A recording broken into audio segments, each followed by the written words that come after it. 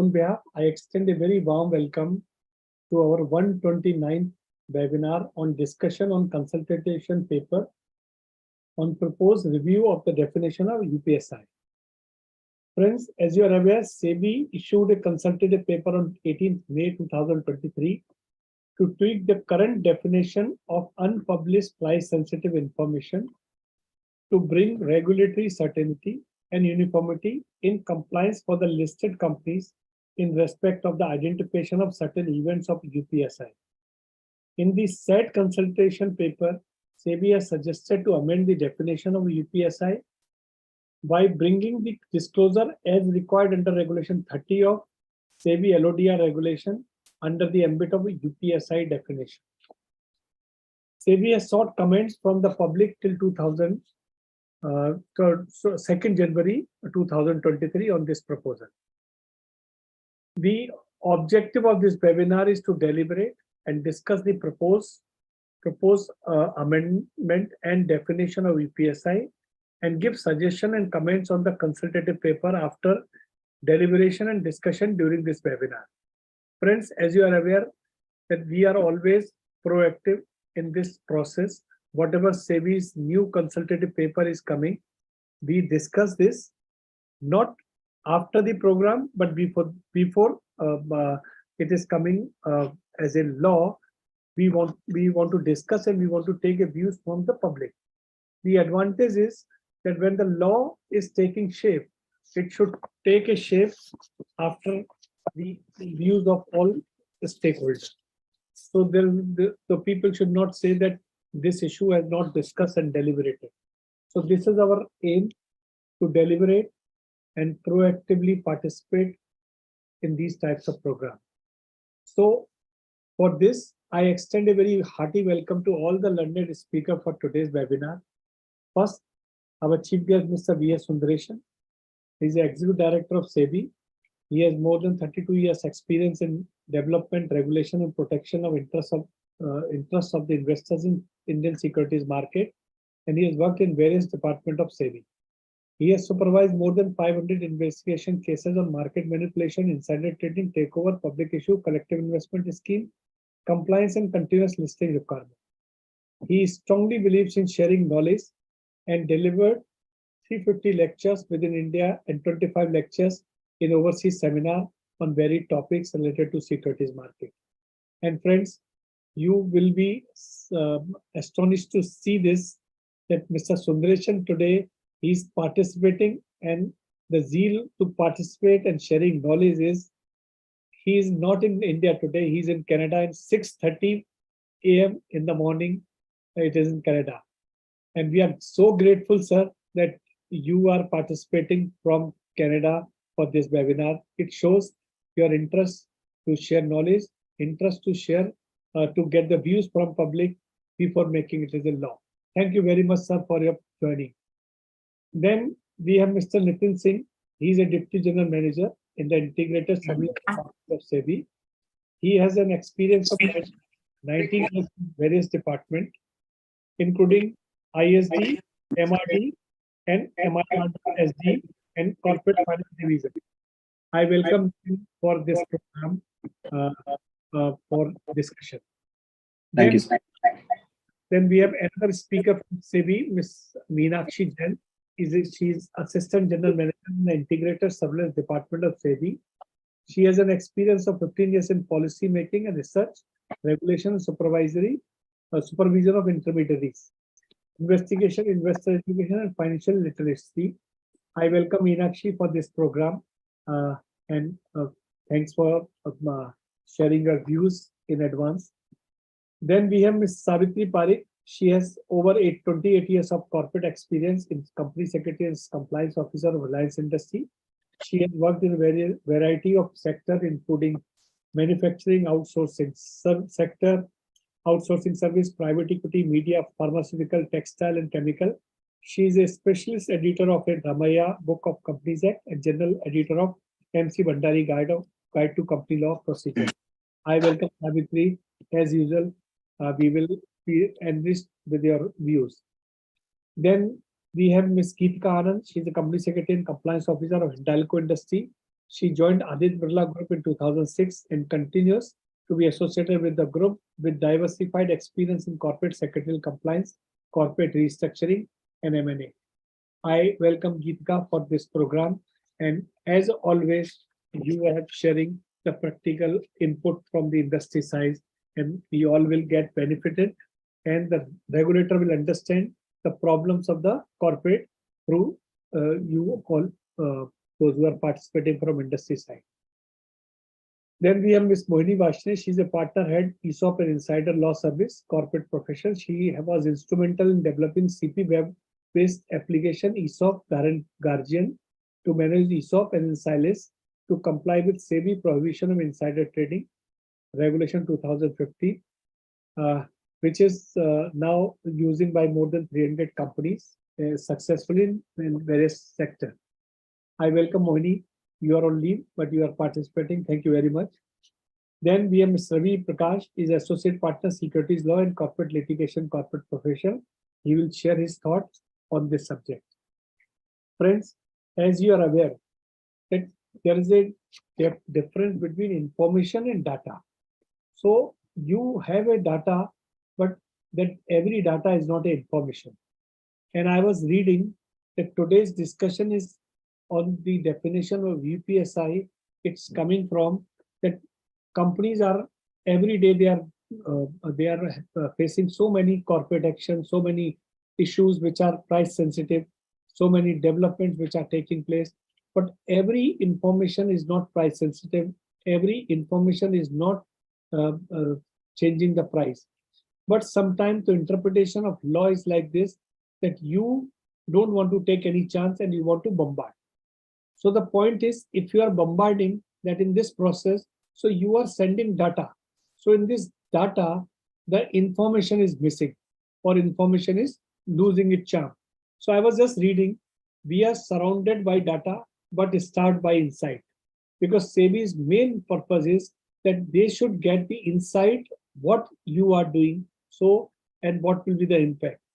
And data are just summarization of thousands of stories. Tell a few of these stories to help make the data meaningful. So today we all will discuss this issue, that what are the UPSI, what are the things. So LODR provides two sections, and section part A is talking about which is compulsory, part B which is a materiality. But sometimes what is happening, you are not able to judge the materiality aspects. So today we will discuss this issue. So the program structure is like this, that this second part, the materiality, which is always confusion in the mind of industry, mind of listed companies, we will discuss that what is materiality and what is the effective way to communicate this information to the stock exchange. So the SEBI is coming out and they want to revisit the definition of UPSI in the present context. And the most important thing is the difference between data and information. They want to come out with a perfect solution, so the investor should get the benefit of that information. So friends, we all will discuss. The program structure is, I will first request Sundarshan sir to give his inaugural address. Then Mohini will walk through the understanding UPSI under SEBI PIT regulation, what was the law earlier. Then consultative paper, what was the purpose, and Nitin Singh and Meenakshi will discuss. And then Mohini will again discuss about the changes, the issues. Then comments and suggestion and consultative paper by Savitri and Geetika will discuss, and we will take their industry view. Ravi will talk about the legal aspects, and Mohini will discuss about the practical aspects as a consultant, what she is facing. So, and after that, we will have question answer. So please write a question there, and we will try to give answer of all queries. So I'll request Sundarshan sir to give your inaugural speech and the purpose of this, and what is you are expecting from the deliberation, so we can compile and give it to you, so you can come out with meaningful changes in the law. Over to you, Sundarshan sir. Good evening to all of you. I thank Mr. Pawan, Ms. Mohini, and the entire team of corporate professionals for taking the initiative of organizing this seminar within a week of our publishing this discussion paper. And also thank the guest speakers who have found time to participate in this. As Mr. Pawan pointed out, this discussion paper has been brought in. It is like a reintroduction of the provision which was providing in the provision of insider trading regulations up to 2019.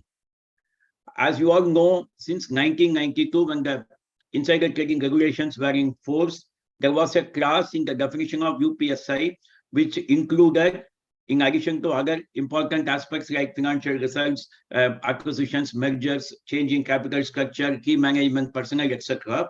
Another sentence was also there, material events as per the listing agreement.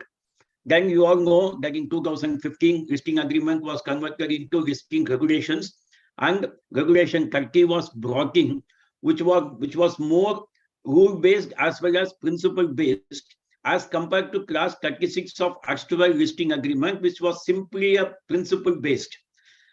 Class 36 had only one sentence consisting of maybe about 28 to 30 words, whereas when we converted into regulation 30 of LODR, it ran into almost 4 to 5 pages. Then it became part A, part B, schedule, and so many things.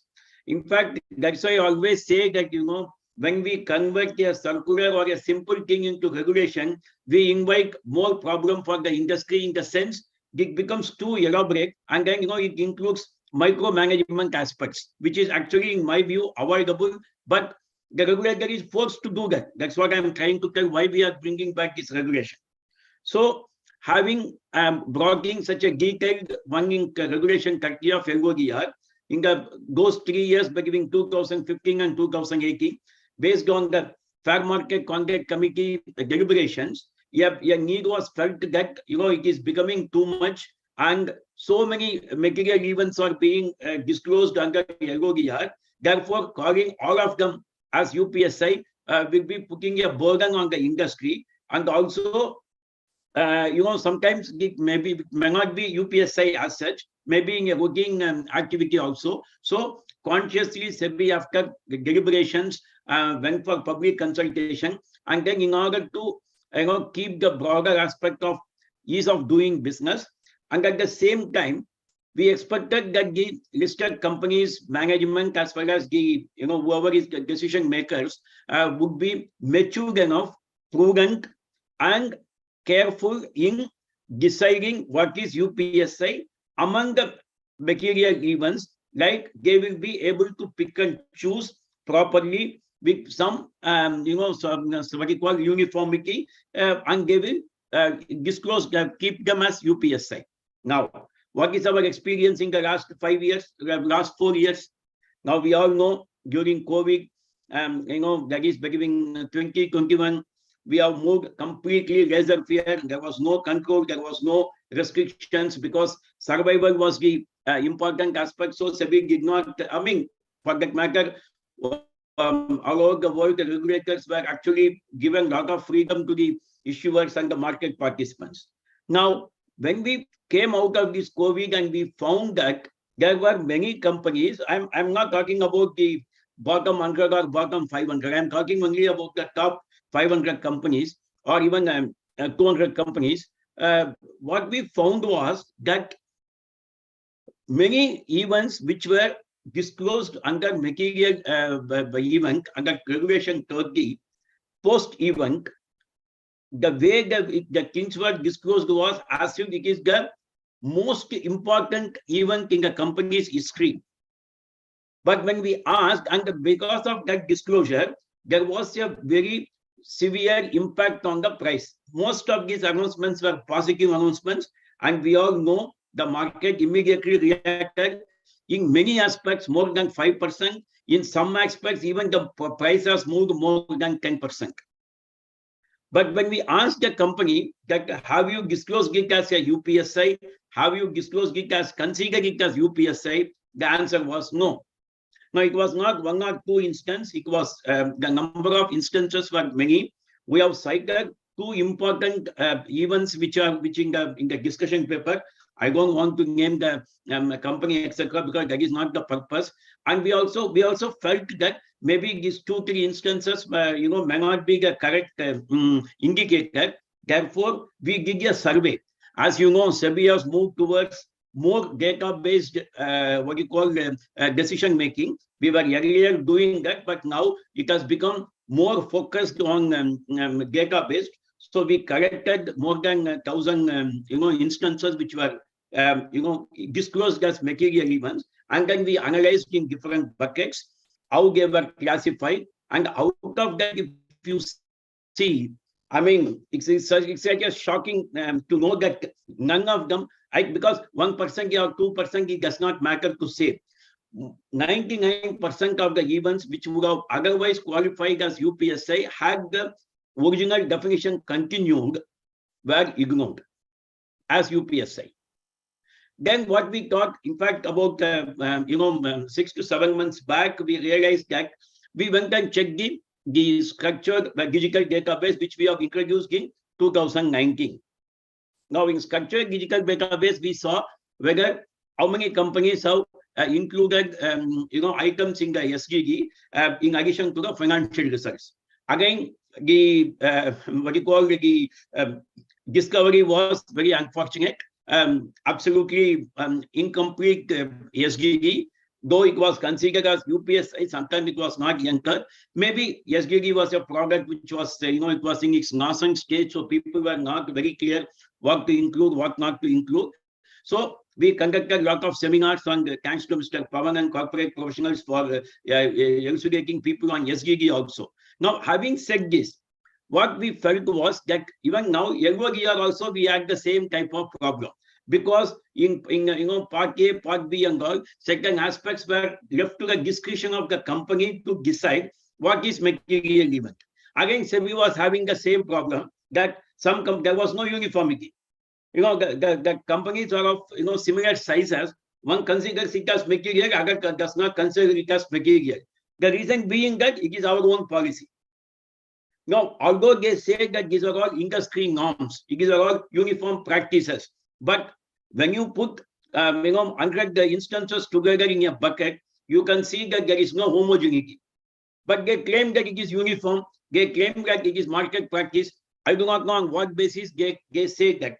Therefore, SEBI, in the last board meeting, amended the LODR, and there also we have specified certain objective criteria so that the discretion is not available, and then there will be homogeneity in the disclosure made by the corporate industry. Now, since that amendment has been made, we felt that there is a need to bring uniformity in the definition of UPSI as well. Earlier, we, as I said, left to the discretion, but unfortunately, the discretion was not appropriately used. The discretion was not, giving the desired results. We expected that there will be a better self-regulation, but then, maybe our markets are still maturing and not mature enough. In addition to that, I would like to say the purpose of this is to empower the compliance officers, because in some of the seminars, when I went and spoke on this insider trading regulations, many compliance officers informed me at least that they were not even aware to enter it in the SGD, because they themselves came to know of the material event only when they wanted to make a disclosure on the listing agreement. And when the elaborate disclosure was drafted, the compliance officers used to ask the management, this will qualify as a UPSI, why you did not tell us before? Because it was not included in the SGD. Then, some management said that, yes, we should go, but then, in future, we will do it. But in some cases, the management felt that it may not be necessary to call it as UPSI. So the compliance officers were also telling us that it is better to bring uniformity so that tomorrow they are not caught unaware of. Because again, the SEBI goes after the compliance officer because maintenance of the SGD or classifying this and all, SEBI catches the compliance officer. So compliance officers also requested that it is better that SEBI brings some sort of a uniformity. So we wanted to empower the compliance officer so that once this definition is incorporated, there will be a onus on the management that if at all they want to consider an event as material under Regulation 30 at a later time, there will be a necessity on them to consider it as a UPSI upfront. If they consider that as a UPSI at the initial stage itself, there will be an obligation on their part to inform the compliance officer so that the compliance officer can maintain SGD and rest of the things will follow. It will also enable SEBI to focus more on the investigation in case of any trading activity is seen by the designated persons or any concerned persons in the market. So this is like two ways to bring a second type of obligation on the part of the management, and at the same time enable the compliance officers to empower the compliance officers so that they are not caught on the wrong foot by the regulator at a later point of time. So the purpose is that, to put it in a nutshell, we expected certain prudence, we expected certain maturity, we expected certain uniformity, but unfortunately it was not found. Therefore, we thought it fit to reintroduce the regulation. We are not introducing any, we are not making any new regulation. What was existing prior to 2019, which was deleted, thinking that the market is mature, but we felt that we have not reached that stage. Therefore, we thought that it would be better to bring it back. So that was the basis for doing that, and that is so. But still, as you know, we could have simply reintroduced it, but we don't do that. We consult the public, we take the views, and then go to our board, and then only we amend the regulation. With this background, I would like to thank the Pawan and Mr. Pawan and the corporate professionals for organizing this. As he said that I am not in the country now, my team is there. Nitin Singh is there, Meenakshi is there, Naveen Gupta, all who have worked on this project are available for any clarifications. I may have to log out after some time, but they will be there to answer the questions. And I will request Pawan, as he has done in the past, to compile this, what you call the feedback from the participants, so that it will be able, enable us to take it forward the way the public comments are coming. I thank you very much for this opportunity. Thank you very much, sir. Thank you for participating, and that's a passion of sharing knowledge. That despite of away from India, you are participating in the morning at 6:30 from Canada. Thank you very much, sir. And what you are saying is absolutely right. We have received various comments on 12 materiality aspects, and we will discuss all these issues today. And the example and the participants are also sending questions. All these things we will compile it and give it to you, so you can have a meaningful discussion and come out with a meaningful law, which is win-win for all. Thank you very much, sir. Thank you for your participation. So now, Mohini. Yes. Sir has already mentioned that this is not a U-turn. Sometime when we say this was the law, earlier thing has come. This is a after giving the power, but then they realize that power is not utilized properly, or they have not complied the way they wanted. So that's why they are going for the rule book. So now today we want to discuss with this definition part. So let's do it in two parts. One is what was the definition, how it has come, then why this SEBI is thinking of change, that Nitin and Meenakshi will discuss. Then you just tell the other part of the LODR, the part A and part B. Over to you, Mohini, to share your point, and then I'll request Nitin and Meenakshi will discuss with other part also. Thank you, Pawan sir. Thank you, sir, Sundaresan sir.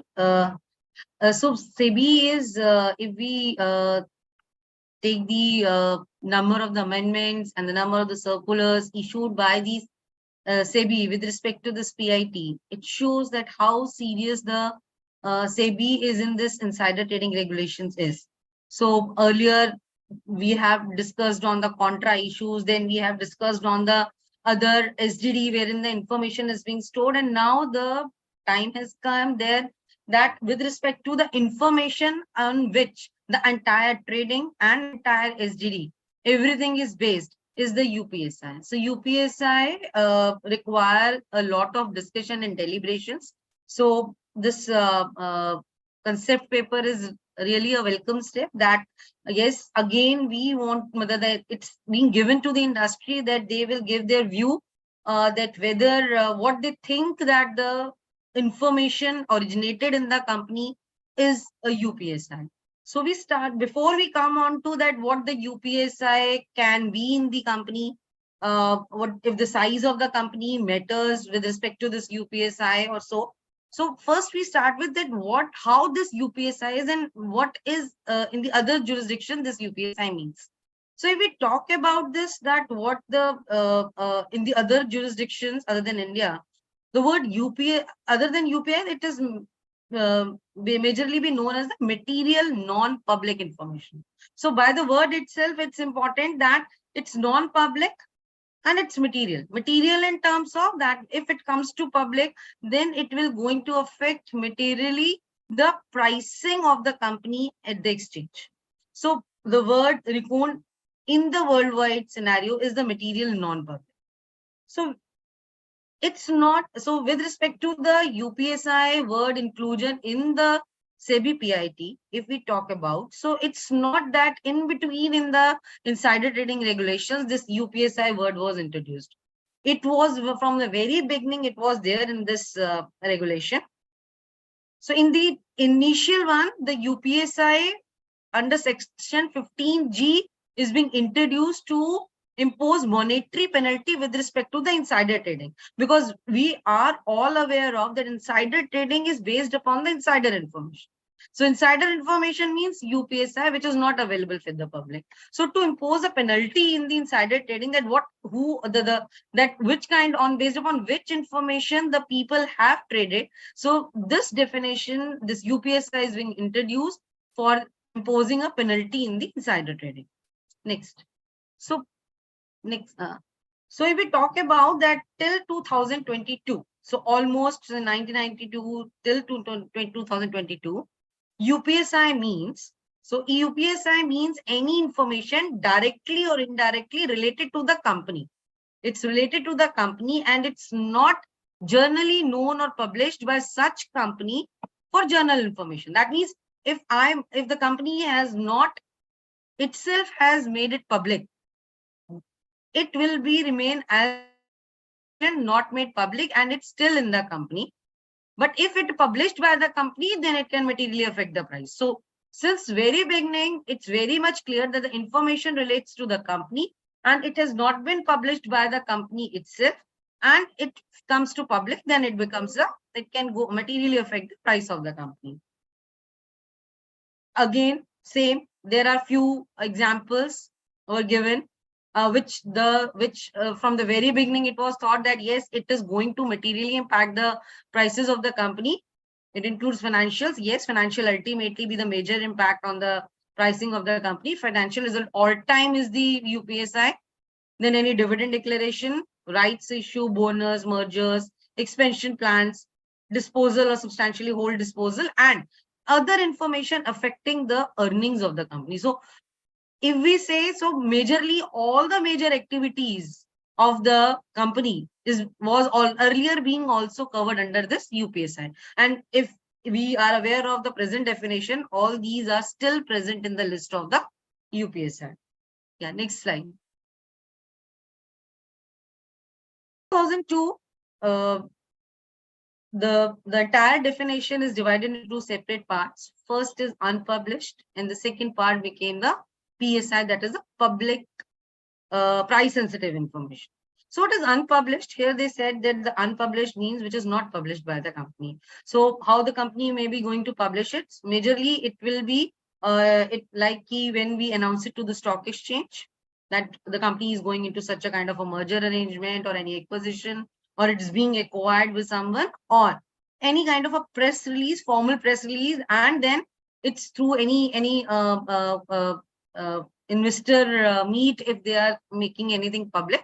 then it becomes a published information from a company side. Other rumors and all will not be, and any other company, any other press release which is not being done by the company, then also it will not be considered as the information released by the public company. So it's not published by the company. So speculative reports almost was not included in the unpublished part. Then what is the price sensitive information? So it's same, it remains same, that it means directly or indirectly company and materially affect the price. So it's since 2022 almost, this 2002 almost, this definition remains same. And if we talk about this, that what all information, these are the list of information, not necessarily only these information. Yes, these are the example list earlier, since earlier beginning, these are coming. Only in 2002, issue of securities or buyback was also introduced in this, and significant changes in policies, plan or operation. So here also a wider wider coverage of areas already been covered in this particular list. Second, next slide. When in after this 2002, this definition has undergone this change. Then again in 2013, when the overhauling and the overall revamping of the regulation was being considered by NK Sodhi committee, at that time also UPSI revamping of the and at that time the UPSI definition being changed, and the new definition, or not major change in the definition is, but definition was, but the change introduced was. Next slide. So at that time, the definition came when the 2015, the complete new regulations of insider trading regulations came. At that time, the new definition came was that any information relating to company or its security. So here, earlier till 2015, when the new regulation is related to the company, but here in 2015, because the market was growing and market dynamics were changing, then not only the company's information was treated as the important one, also the information related to the securities of the company was also considered, and then it was being included in the definition of UPSI, because security definition also gets widened. Not only equity is a security, if your debt is also listed, then also your company become required to comply with this PIT regulation. When this REITs or any other instruments are coming into which is listed at the exchange, information with respect to these securities as well, which are listed at the stock exchange, information with respect to these securities also become an important and being included in this UPSI definition. Same directly and indirectly is there and not available to the public. And again, and materially, if it become public, materially affect the price of the securities. So material affecting the price always remains there, and unpublished, that is not available to the public, always remain there.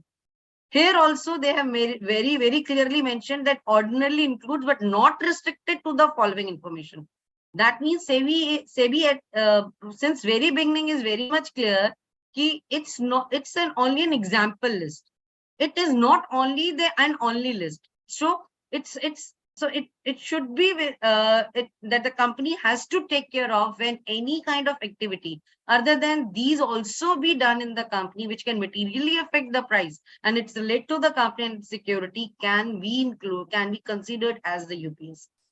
So here all financials, dividend, change in capital structure, changes in KMP, reorganization in the company like merger, demerger, acquisition, delisting. If we read one word, so all these words are there in the material policy of the company, which pursuant to LODR they are forming. So all these majorly being covered under this definition. And also at that time in 2015, they have made that material event in accordance with the listing act. Earlier it was not there because also the materiality policy was not there. So it's open for the company to decide for that what material was. So here, because the materiality policy being introduced in the LODR, so here also it's being included that yes, if you considering it that it's a material event, you are considering it as a policy that yes, we need to inform to the stock exchange for this particular event, then that if it's material for the company, so it will also be going to impact in the pricing of the securities of the company. So here the UPSI definition, by this virtue, they have included this definition of LODR in this particular UPS definition. Next. Again, after almost 3 years, again, insider trading regulations amendment was considered, and under the chairmanship of Shri T.K. Vishwanathan, then there also the UPSI definition came into picture, that whether there is any change required in this particular definition. So yes, at that time, considering the and thinking of, like Sundarshan sir said, the market is now mature. The people dealing are the employees of the company, who are the employees of the company, listed company, are now mature enough that they understand the information which they are handling. So based upon that, they have made the definition, a change in the definition, and what that they have made the definition change. Next slide.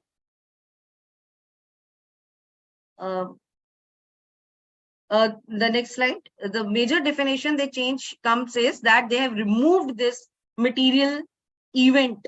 Material event means that the materiality, the event as per the this LODR policy, they have removed that particular point from there, and they made it open to the company that if according to the size, according to the information they are handling, they can introduce and they can say and they can make that yes, this information is UPSI for the company.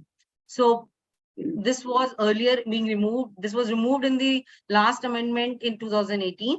But now this, because as in the consultative paper already being said that how the SEBI has studied, and SEBI team can also give us a brief on that how why they after removing this, what difficulty and challenges they have faced while in this insider, while deciding in this insider trading cases. So here they because of these challenges, again they have made to that, because there is no uniformity is there, and the people are still, and the compliance officer really finding it difficult to communicate to the designated person what all the UPSI information in the company are. So this being this consultative paper have came, and again in this consultative paper they want, it's being introduced that that if anything which is material as per the materiality policy should also be considered as the UPSI. So Okay. I ask Moni, thank you, Moni, for giving the brief background of this. Now let's hear from the SEBI official side that what was up, because Sundarshan sir has given a clue that why they have brought out, but now because they have done the analysis, they have collected the data, they have done the survey, on that basis they have come out this consultative paper. So over to you, Nitin, and please share your view that why, what was the need, and how you have come to this conclusion that this need to be changed again. Thank you, sir. Thank you very much for this opportunity.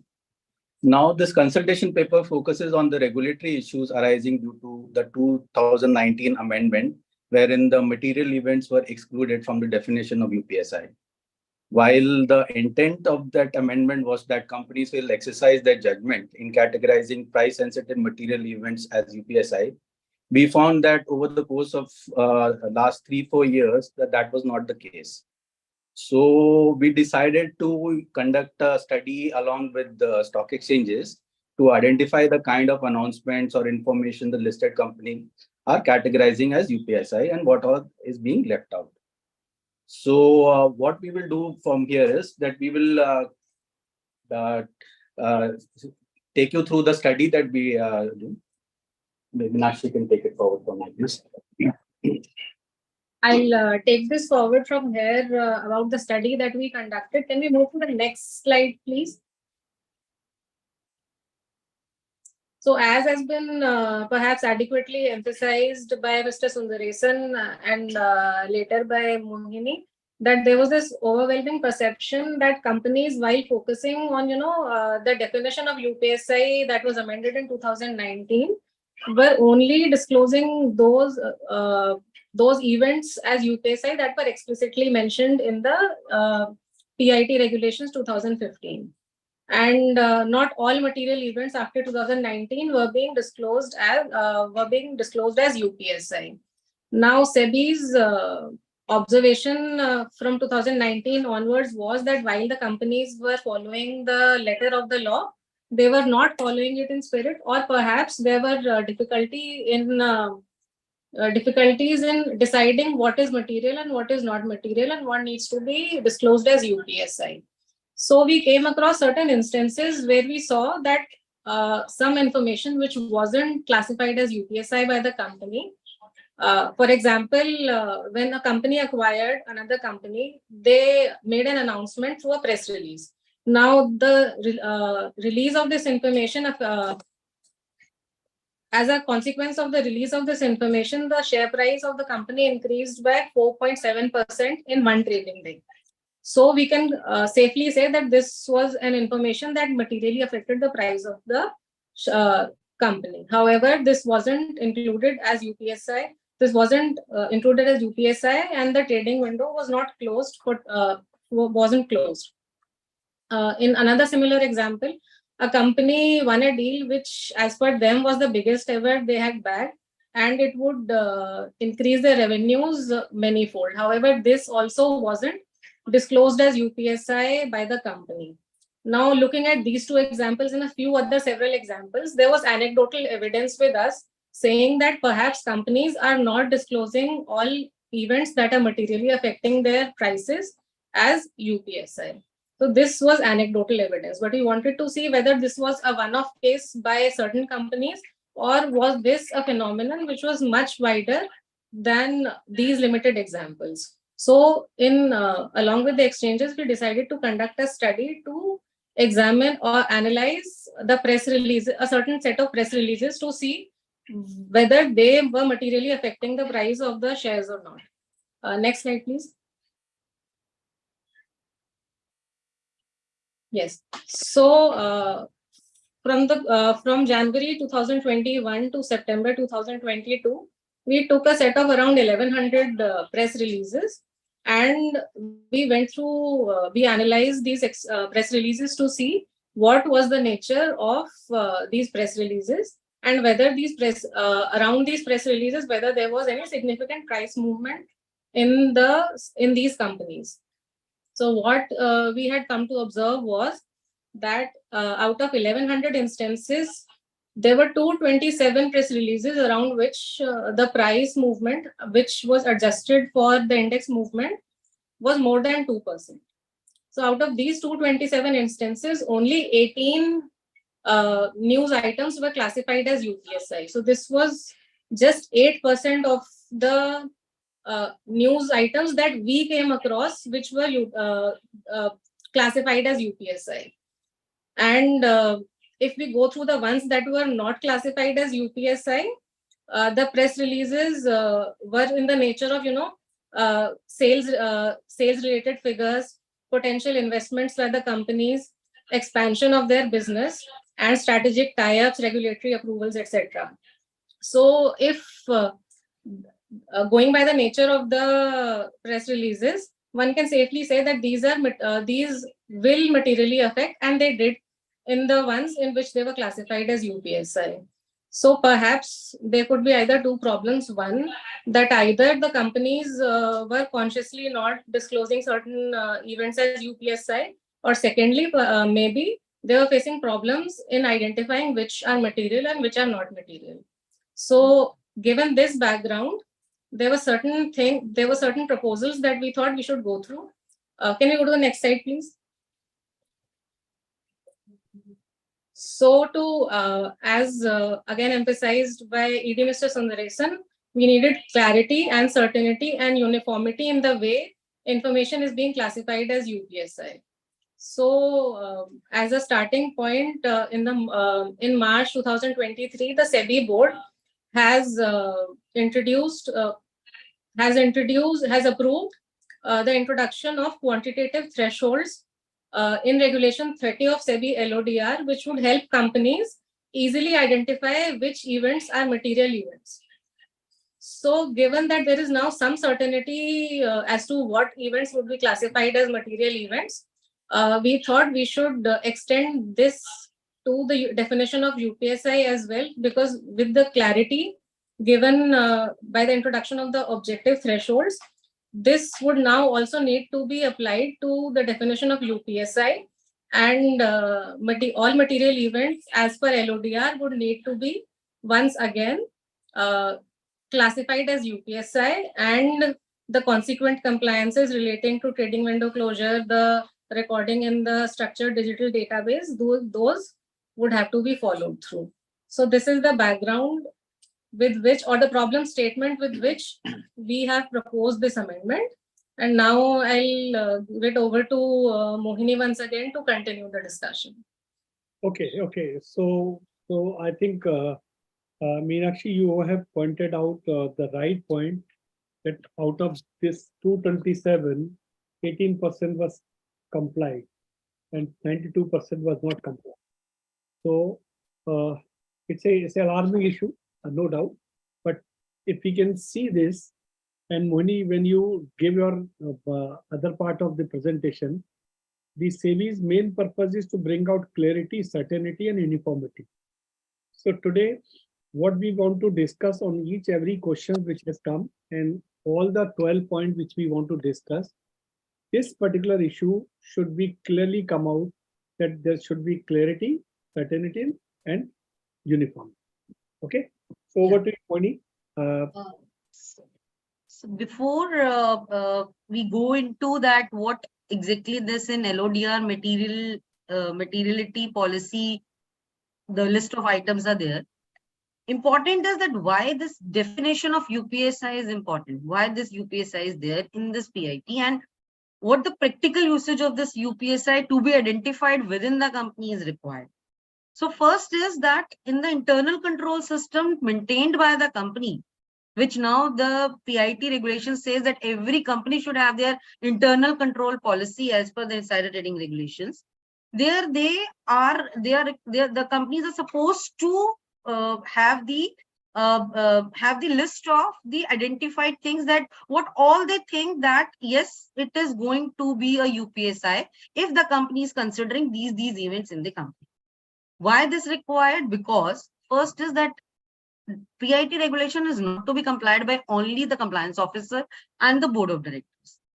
The PIT regulations, that means PIT regulation is to be complied by all the important KMPs and the 2 level below KMPs. That means the persons who are being designated as a designated persons of the company.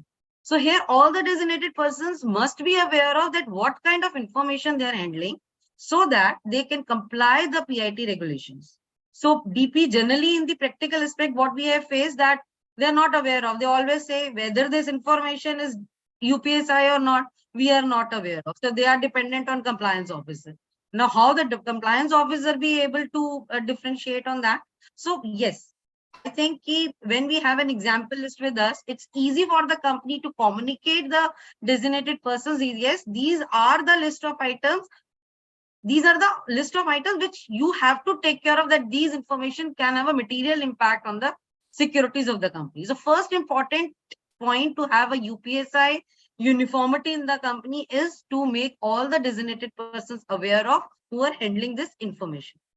Second, I think which I want to make it here to point out is that when the person is handling UPSI, so only it's not important that they are okay, they must be aware of that, yes, this information is UPSI.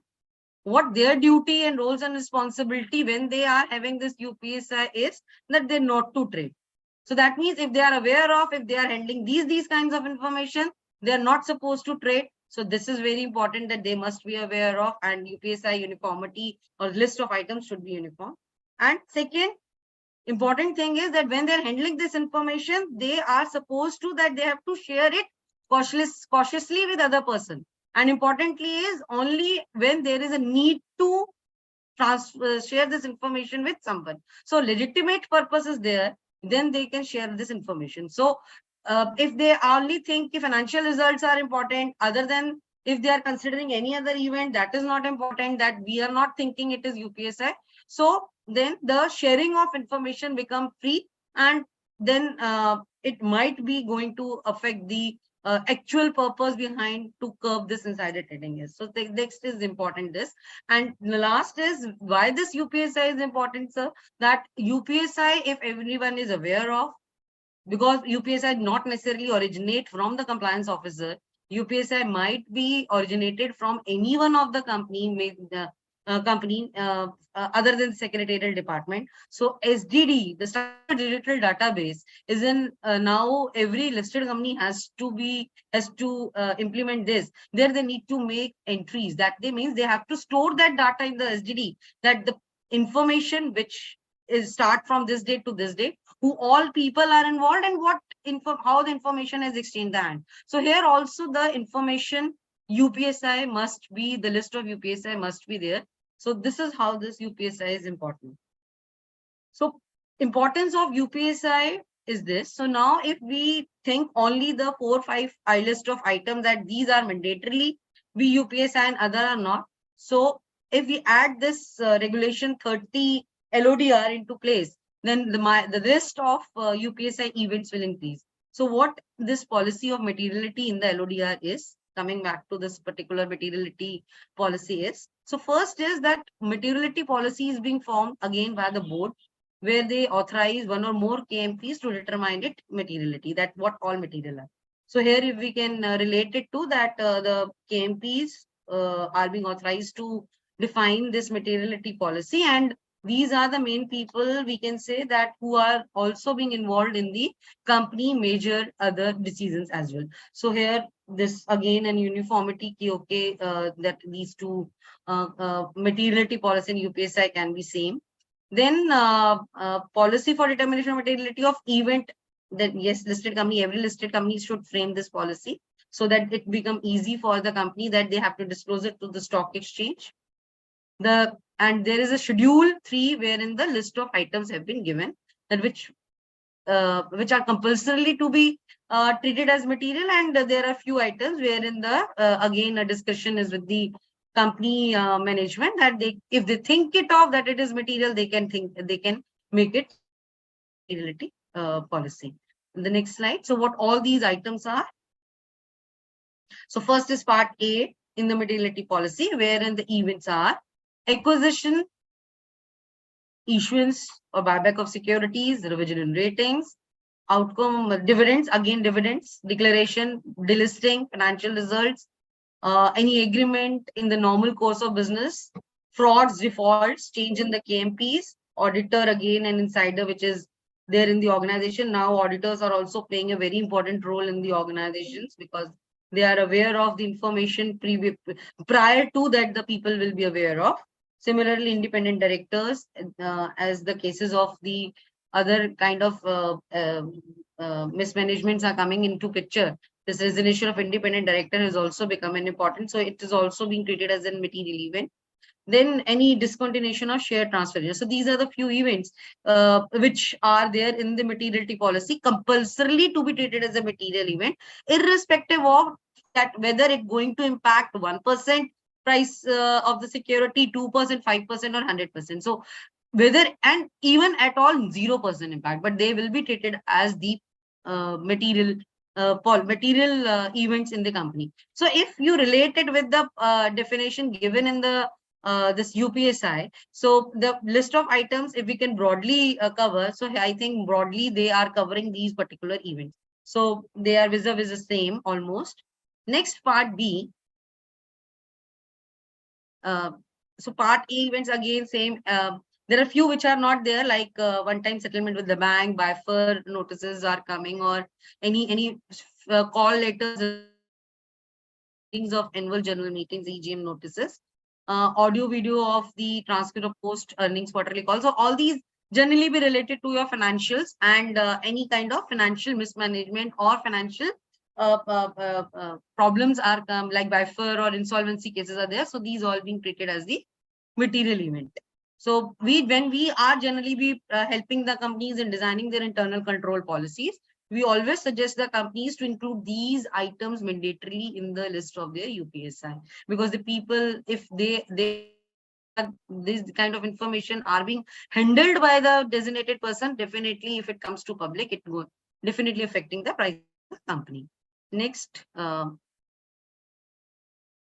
we come to the next part B event, wherein it's discussion, again a discussion on the management.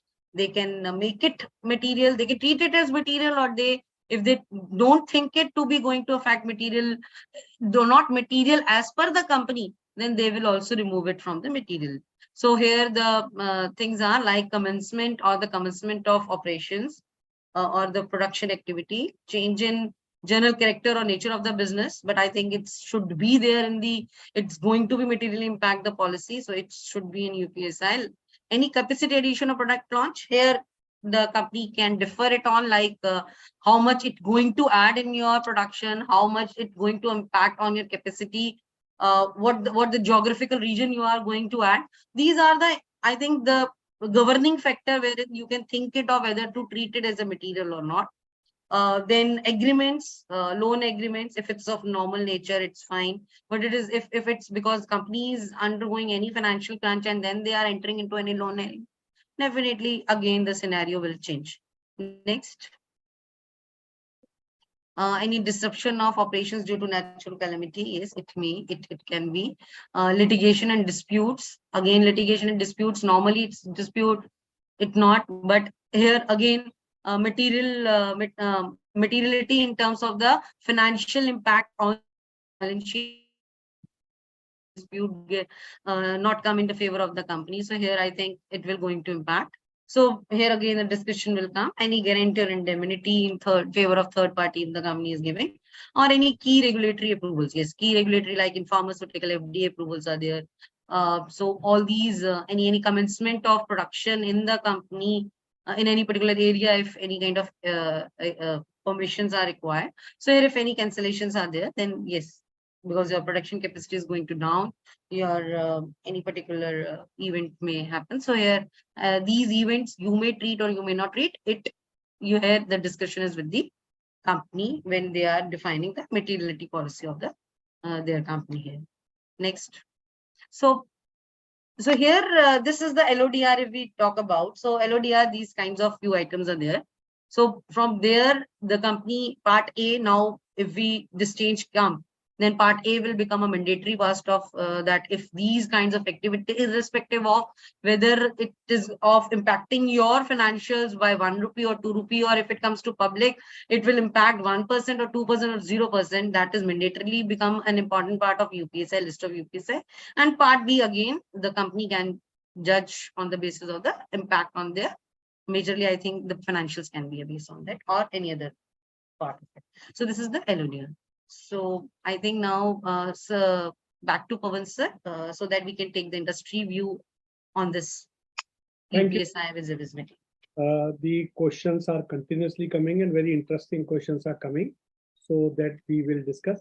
So now, over to you, Geetika, first, that what is your view on the entire issue, that what you are as an industry. I think the first, you as a company secretary of Hindalco, you are daily facing these types of issues. So any confusion is coming to your mind, or you are thinking that this is a price sensitive or not, because size is large, I'm acquiring the company which is not big one.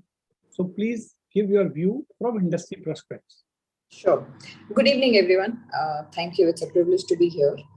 So I've had the fortune of hearing the SEBI officers, Mr. Sundaresan, and the entire logic behind why this has come. I think they're absolutely right in pointing out a very basic fact that this is not new. This existed before. The industry is used to complying with this. And from a regulator's point of view, they have faced issues which can be seen from the numbers and the analysis that they have shared. The statistics speak for itself. I think from an industry point of view, and maybe I would not directly talk about Hindalco or Aditya Birla Group, but even as a professional, I'll tell you what is the real issue that crops up. And I think a flavor of that can be seen in the question and answers that have already come to us, is the fact that the dichotomy between UPSI and materiality needs to end somewhere. I keep looking at regulation 30 of my listing regulation to tell me what material is.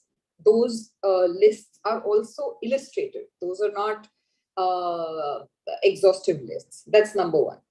Number two is continuous linking of compliance under PIT regulations with that of regulation 30. My regulation 30 or LODR tells me that this is what I'm supposed to disclose if it can cause an impact on the market, on the security or the price.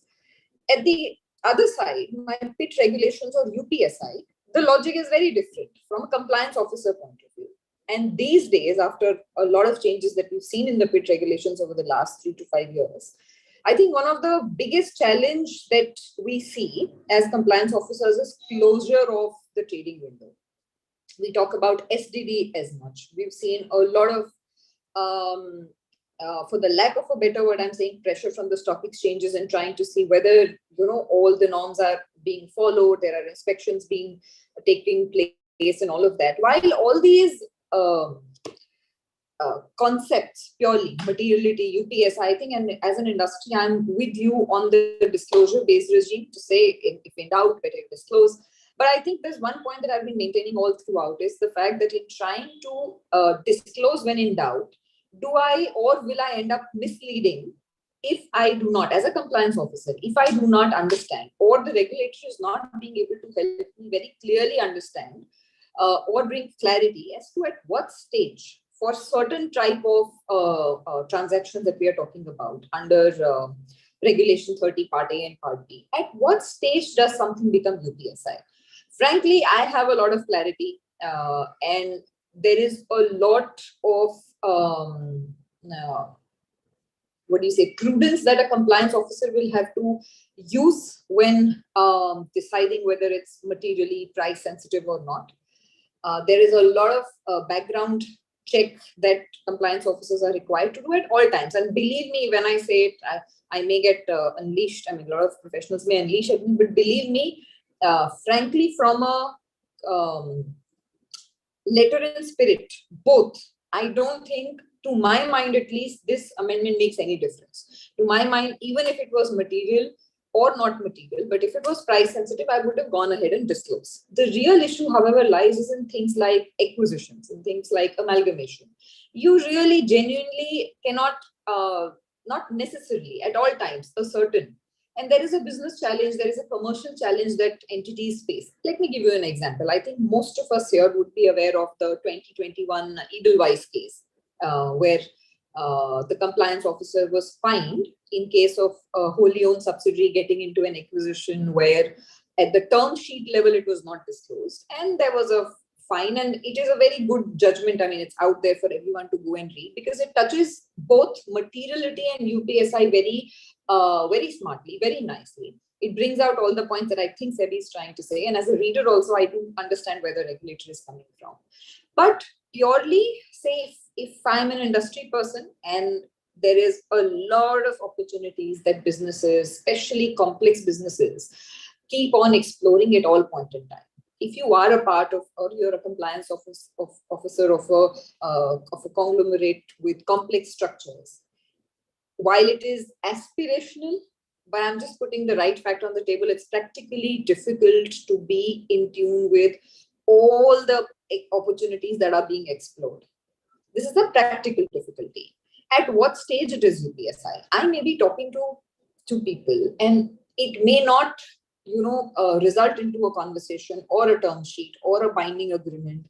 At the same time, even if there is, say, a term sheet or a binding agreement, it is subject to so many customary closing conditions, due diligence, valuation, the fact that the structure will happen or not happen. So I do not want to end up misleading my investors rather than leading them. We've also seen the entire Tata Bisleri scenario. So I think purely from a very balanced professional point of view, I welcome this because this is what all of us have had in our head. I don't know of any professional who doesn't know this as much. For example, they may be thinking, "Acha, ye to pehle se hi tha, kuch alag nahi ho raha," and that's true. But the practical issue that I'm speaking about, that also stays irrespective of this consultation paper or not, because that's the real catch. So my request thereby is, say as a professional, if I speak on behalf of you, is that while I absolutely understand where the regulator is coming from and we want to do the right thing, I think the clarity will not just come from uniformity.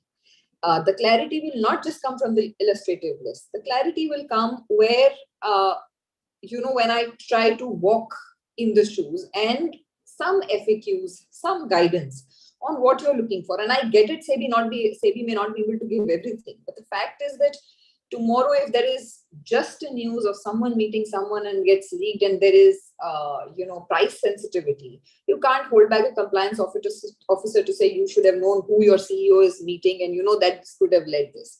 So I get it. You cannot put definitive lists. You have to put an illustrative list. I think the regulator did. I must compliment the regulator for doing so. When the previous amendment had come, it had come to help few people in the industry who were not able to, differentiate, and it helped. Actually, it helped. What it ended up doing is that we saw the statistics that industry did misuse, or whatever did with the provision. And this is a welcome change, because to my mind, it makes no change in our head. We would have still gone ahead and disclosed. But a little more clarity. And from an industry point of view, please end our dichotomy. We don't need two separate lists. We can have one exhaustive list and say, here is your list. This is absolutely applicable for disclosures under Reg 30 and UPSI. This continuous tracking and mapping sometimes becomes too onerous for the industry. Okay. Yeah. So I think we will use your wisdom or knowledge, question answer, because question answer which we are receiving, that is a very ticklish, and that problem can come to be for you or also. SEBI officers are also here, industry is also here, Mohini is here. So we will discuss this. So now over to you, Ravi. Ravi, can you just explain that this concept of UPSI in other jurisdiction, and overall understanding of the jurisprudence of this UPSI as a legal fraternity point of view, what you feel? Because when a client is coming to you for investigation, then you are seeing certain different things. So what are the things, and how you are visualizing these changes, and how these changes can be effectively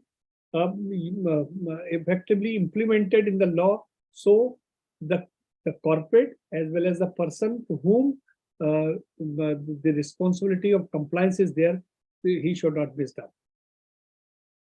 Over to you. Thank you so much, sir. Good evening, everyone in the audience, and my warmest regards to the speakers who have spoken before me and those who will speak after. I think a very important point is raised by Ms. Anand, that there can't be a straight jacket formula, and there is a wisdom in not doing so, because every legislation, when it is put into implementation, it deals with matters of life, not only of law.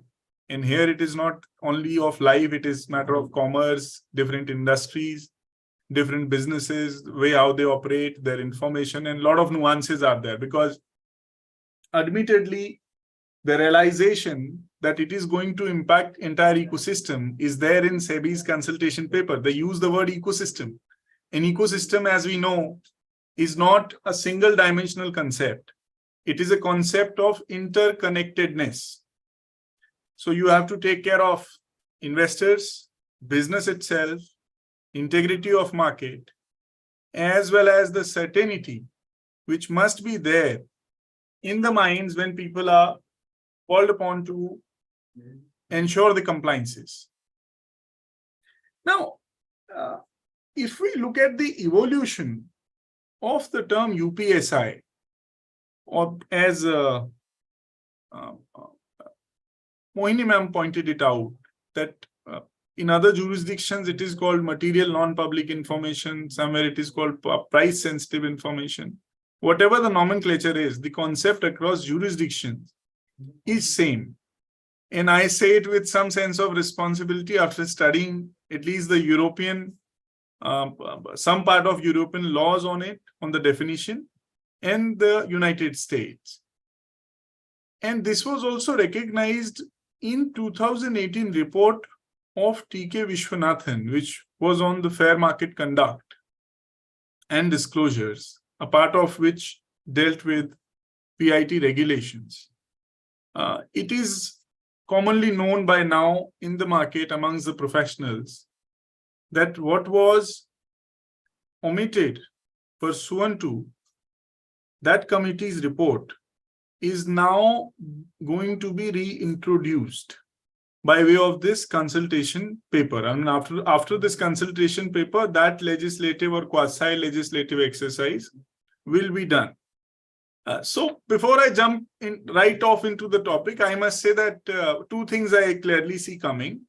One is that certainly more clarity as this materiality and UPSI and their, the dichotomy, as Ms. Anand pointed out, or I say the interplay between these two terms. And we did a program on the interplay between materiality and UPSI. Back then, it was the T.K. Vishwanathan's report, which was in force. So therefore, we did it from that perspective. Now, that is going to be changed. First, that.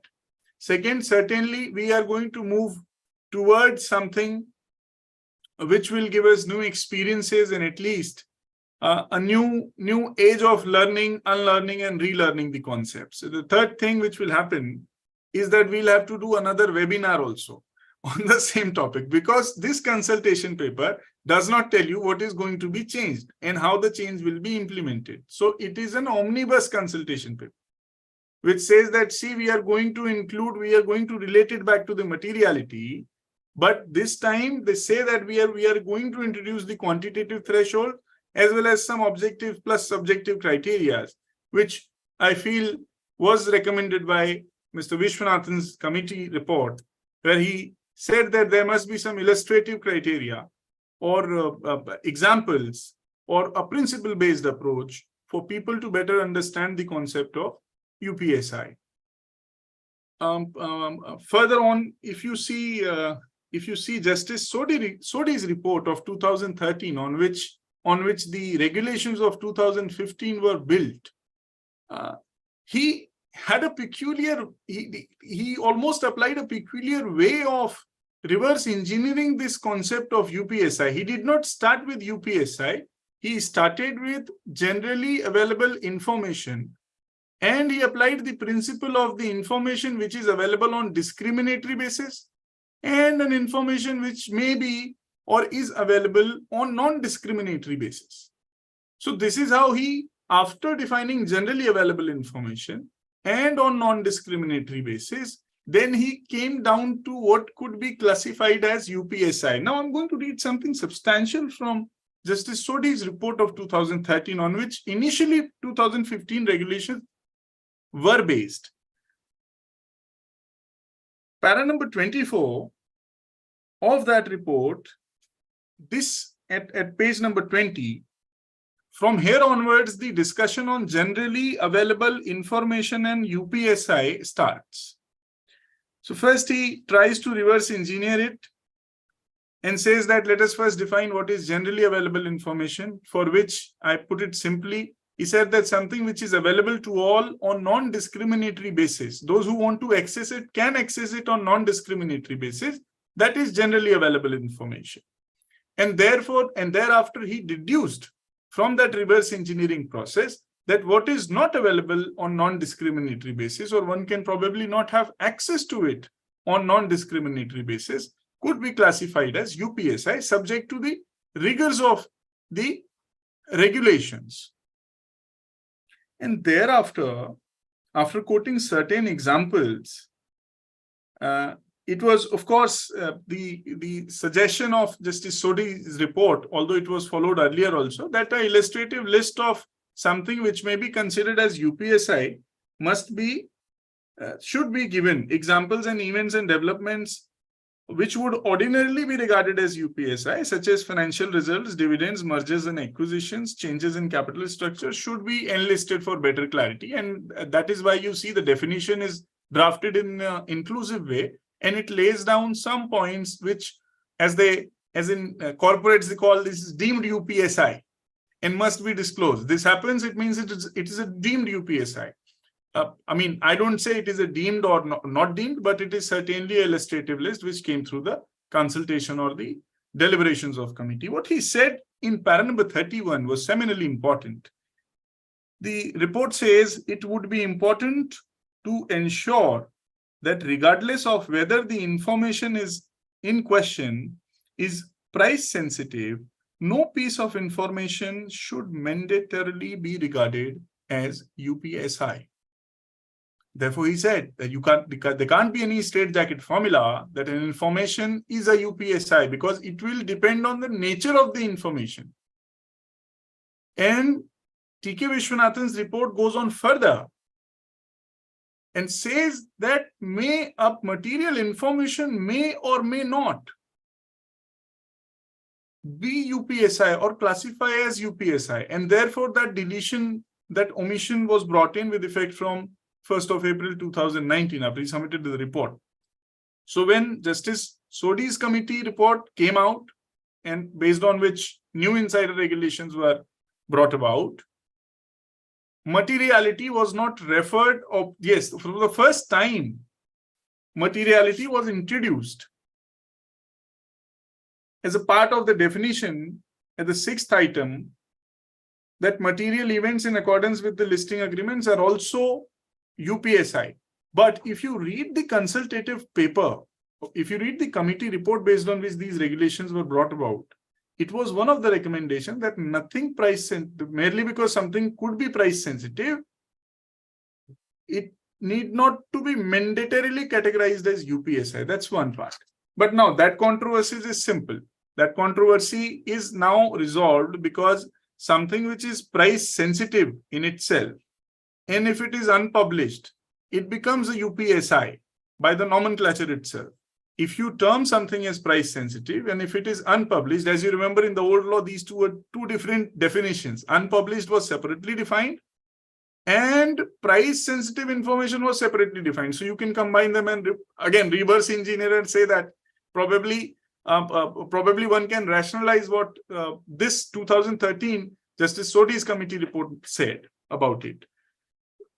More important was, and more probably nuanced, was the report of Mr. T.K. Vishwanathan. He made a point, and I feel that point caused a lot of furore also, and thereafter had its own consequences, as SEBI has pointed out in its consultation paper,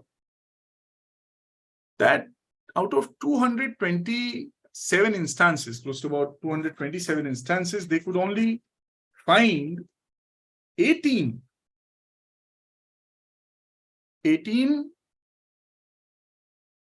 just wait, yes, 18 out of 227, only 18 press releases were categorized as UPSI by listed entities. They say it's merely 8%.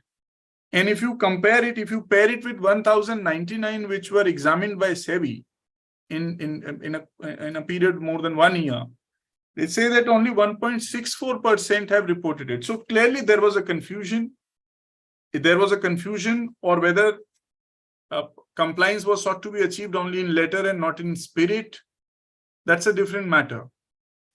But what the regulator is gawking at after omission of materiality from the definition of UPSI is that an unbridled discretion was vested with the listed entities and the management to classify or not to classify a material information as UPSI. And there was no check. So therefore, to curb that discretion from being exercised with any kind of malice or in an unfair way, which might cost investors heavily or would further the menace of insider trading, despite there being so much of work done by SEBI in last 2-3 years on the internal control systems, they thought that this could be a loophole which might be misused, and therefore it would be proper to bridge it. Now the objective is benign.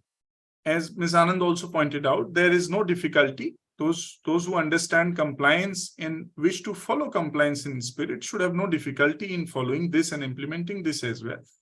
But sometimes problems are complex, but their solutions and their possible solutions are even more complex because they come with their own set of consequences. For example, just see there are so many type of industries, so many size of companies listed amongst the listed space also. There are so varied businesses. Some businesses would be seasonal. Some businesses would have their own cyclical issues and aspects, different formats. And you have these new age companies coming, new age businesses coming, which are high on technology. So therefore, for a regulator to draw a line is a difficult task. And that is why I also assume that is why they first try to test the waters by throwing out this in public. Let's see, we are going to do these and see the reaction, how the market reacts to it. But this, as I said, as I mentioned, and as my hunch says, this consultation paper is not the end of or culmination of this issue. This is from where it all starts. And this is probably from where all the hard work will start at SEBI's end also. They'll have to really think of a bright line kind of a principle, a bright line test as they tried to introduce in SAST, which was ultimately not adopted because of the complexities it involved. There also they were fraught with the same problem on control. And then they thought of bringing a bright line test, but they could not be implemented in its full sense. So here, SEBI needs to really draw a line which balances the conflicting, at times, stakes of conflicting interest of stakeholders. And then one need to also see that if it is a matter connecting to or relating directly to the ecosystem, there must not be any decision which is taken without paying due regard to the consequences, and at least the consequences which one can contemplate through public consultation and through professional discourse. That should not be disregarded because these are not only simpliciter issues of compliances. Something which is material may also be confidential. Something which is material for a business may also be their commercial secret. And these are the real world issues. So therefore, the disclosure, commercial wisdom, investors' interest, what kind of legal structure we would like to have in India for the Indian securities market, what are the global best practices, because in a lot of jurisdiction is still materiality and material non-public information are two different concepts. They are not one. I do not say that we should follow the same suit. It's definitely a welcome move. At least SEBI has taken this brave move to think and innovate something, probably even at the cost of being criticized by people that it is a U-turn. I was reading certain comments. It is a U-turn, or they are changing what was done earlier. But that's a brave move. But what I want to highlight is that given the nuances involved in this regulation and how they work out and how they affect businesses, market, investors' interest, it must be curbed down. The menace of insider trading must be curbed down, but we need to see at what cost and whether the system we are going to implement is going to be perfect or not. To this end, sir, let me just share with you a few examples. We have to start question answer. Okay, finish fast. Yes, sir.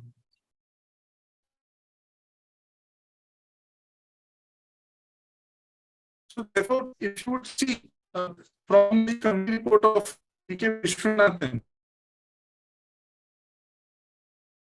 he had recommended rather to the board of directors and management of the company that they would formulate policies.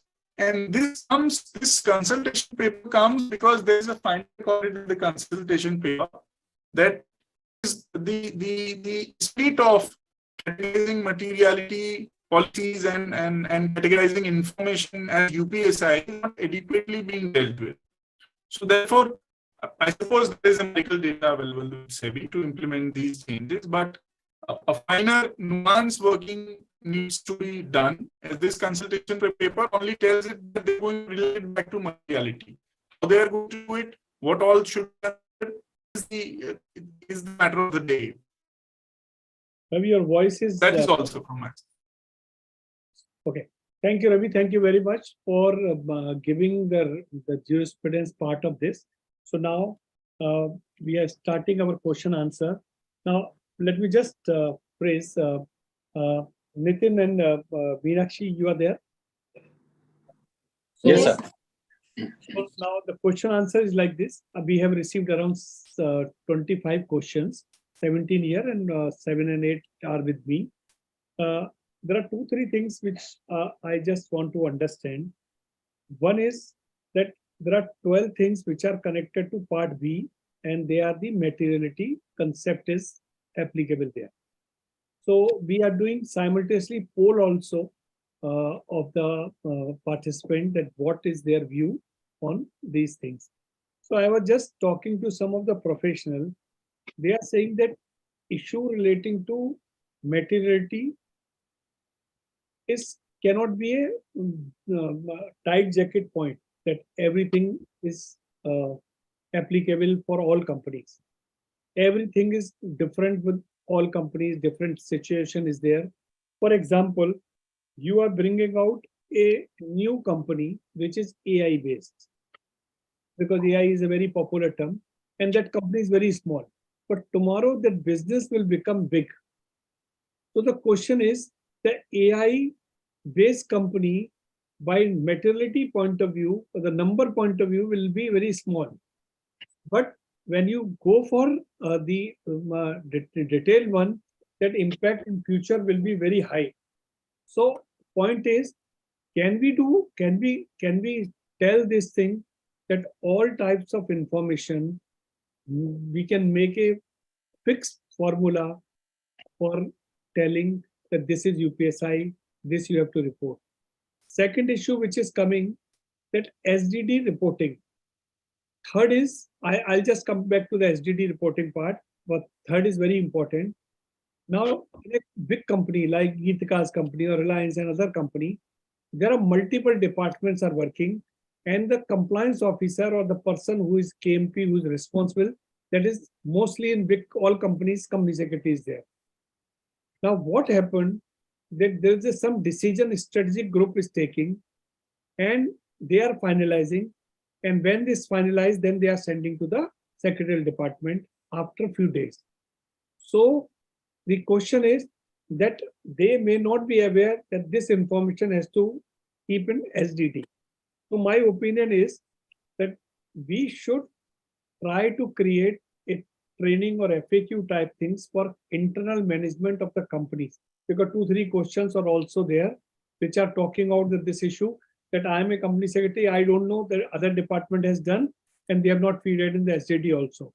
So SDD feeding is the responsibility of the compliance officer, or it's the responsibility of those people who have in possession of this information. But sometime when company secretary and the legal department is confused, then how you are expecting that these people are aware.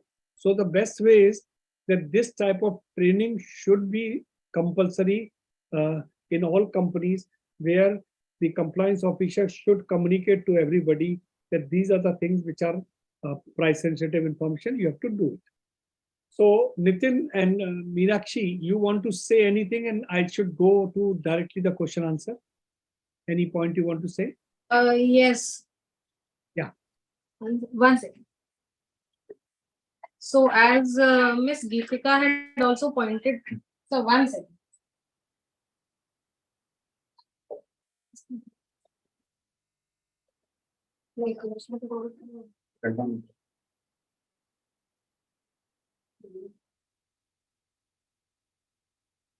Yes. So I think all these concerns are arising from the fact that there is no clarity as to what events are material, and depending on the size of the company, the same event might be material for some company and it might not be material for another company. So if you look at the proposed change in our consultation paper, it says the definition of unpublished price sensitive information will now also include material events in accordance with regulation 30 of LODR. So as the audience will be aware that the SEBI board has approved certain amendments to LODR in March 2023. So SEBI is cognizant of the fact that there are issues in classifying or categorizing information deals, etc., as material events or not. So to overcome these challenges, what SEBI has proposed as amendments in the LODR is, one, it has introduced quantitative thresholds. So which says that if the threshold value of a transaction or the expected impact in terms of value of a particular transaction is exceeding 2% of your turnover, or it is exceeding 2% of your net worth of the previous year, or if it is exceeding 5% of the profit of last 3 years. So if you apply this test to every transaction or any event, then there'll be uniformity in the manner in which the companies are classifying information as UPSI, irrespective of the size of the company. So this will be this criteria will help companies to identify transactions as UPSI in correlation to the size of their own company or their particular industry. And the second issue highlighted by Ms. Anand was that what is the timeline for disclosure? So similar amendments for all events that are included in para A and para B of para A and para B of schedule 3. All events now have a timeline attached to it. The amendments will be moved shortly. They'll be notified shortly. So that will take care of the issues of what events to be classified as material events and when to disclose them. So perhaps a lot of the concerns of listed companies would be addressed by these amendments being carried out in LODR. Okay. Geetika, do you think what she has suggested, any confusion in this when there is a materiality? I know the law, but for telling to the public, I have to act as a as a moderator. So do you think this is clear? Thank you so much for the clarifications. I think it partially addresses what we are trying to say. And while I'm making those points, while I'm asking those questions, I absolutely understand that even if they want, they cannot give a straight jacket answer. They cannot tightrope it.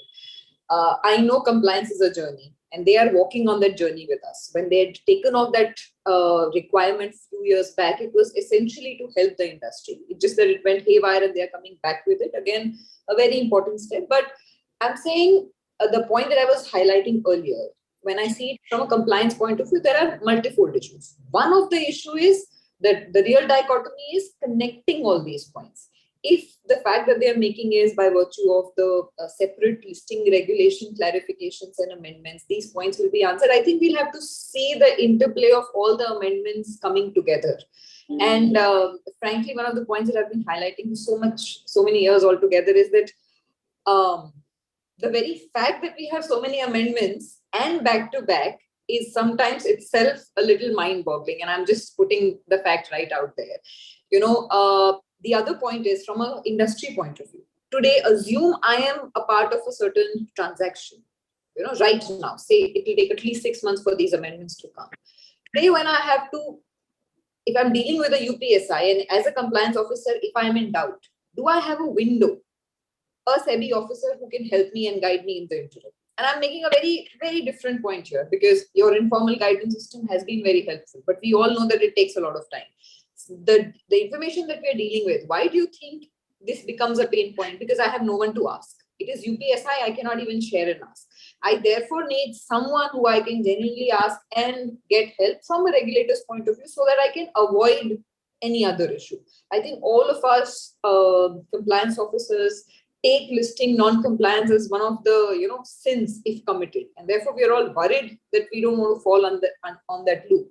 But at the same time, there is a business angle, there is our own strong commercial angle. If I end up disclosing my acquisition at a stage which is not definitive, forget it misleading the customers or the investors. It is also that my competition gets to know what I'm doing. So there are a lot of commercial angles in disclosing or not being able to disclose more than anything else. And therefore, maybe just that window, just that bridge where the compliance officer has someone to be able to ask on a confidential manner. And I'll leave that point purely as a feedback. I'm not sure if that can be worked out. I'm just leaving that point as a feedback.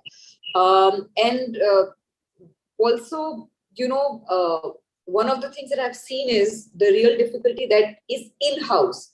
Right now, I'm saying outside in, we see this problem. Inside out, the problem that compliance officers feel is or face is that the lack of awareness. I understand UPSI, I understand materiality. Today, the biggest success that a compliance officer can have within an organization is being able to walk tight on the rope and ensure that my management, my business CEOs, my eventual CEO, my CFOs, they understand this as much. They appreciate this as much. So awareness or lack of awareness is one difficulty that one can face inside out, and believe me, one faces it. The way we've seen this journey going through with SEBI, I don't think they've realized the speed as much. So it helps. I think it will help, and we'll see the interplay of the amendments as they come. But these are the two limited points that I wanted to leave back. And if there is anything that you can help us in terms of either having that window, increasing the awareness, or bringing, say, FAQ, some kind of clarity, I think you can help us comply this better. Okay, now there is a very, Nitin and Meenakshi, there is an interesting question has come. Yeah. I do not welcome the recommendation of SEBI to link UPSI definition with Regulation 30 for the following reason.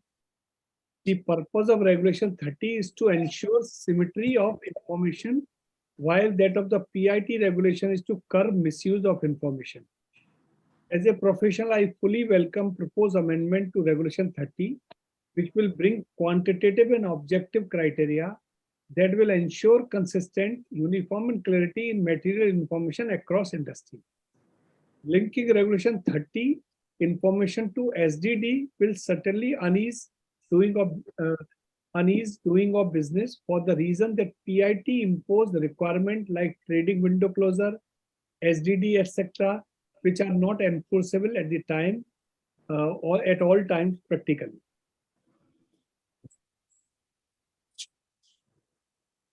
Anybody, Nitin and Meenakshi, can tell. What I'd like to say was we gave that window when we amended the definition in 2019 to exclude material events as per LODR from UPSI. We gave that discretion to companies to decide what to disclose and what not to disclose. But given our experience since the amendment, we are constrained to introduce this change once again. So for a better regulatory landscape, our regulatory wisdom says that we have no option but to introduce this change. Okay, yeah. My colleague Naveen also would like to pitch into this question. Yeah, yes. Yeah, Naveen. Pitch in a bit. So, as has been widely discussed throughout the last couple of hours and through this consultation paper as well, while 2019 amendments were made, the aspect of materiality, I mean, so when we look at the definition of UPSI, it has the inbuilt aspect of materiality where it says that it's unpublished, it's price sensitive information. So a price sensitivity aspect actually emerges from the fact that the information is material. And that discretion, and we have been discussing and debating about this, that discretion was given to the listed companies, but the kind of narrow approach, and sorry for using these words, which have largely been taken by the listed world and which we see through our study, is not appreciated. See, there are a lot of crevices to what the words which are written there in the definition, and those four or five items across which possibly the entire industry is now categorizing the information as UPSI. Those are just illustrative ones. So the definition is an inclusive one. There are three operative principles in the definition of UPSI. The information belongs to the company. It's price sensitive. It is not available to public at large. This is the criteria on which a company should have always been filtering their information as a UPSI, irrespective whether that is categorized under those five items in definition of UPSI or not. So now we're just simply saying that, boss, this was something which is there always to be done. Please do it. And that's why we are linking it to the definition of MMPI. And also answering to the question that at what point of time should an information be categorized as a UPSI? So so the people who are dealing with the information know that if this information, and at whichever level that information is, if this information goes out to the public, how will this impact my share price? They know this in their hearts. So that level of discussion, yeah. So and in our heart, we all know that this is the case. So where you feel that now this information is going to affect my share price, please categorize UPSI. And there is no harm in categorizing things as UPSI because the information exists. It is there to the people. You just have to record it in the SDD. And the fact remains that if someone trades on that information, that will be charged under PAT. The disclosure under LODR comes at a very late stage, as our ED Mr. Sundaresan also pointed out very clearly that something which will be disclosed as a material information under LODR Regulation 30 at a later stage, which you envisage happening at a later stage, might be UPSI at a very, very prior stage to that. So you have to categorize.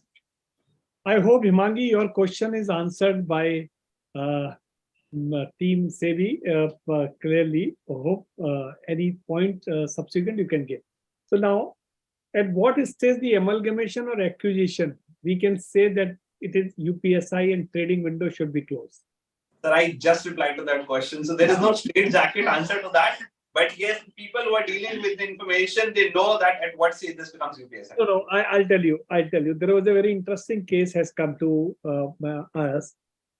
There was a company, because the stage is always confusing that what stage.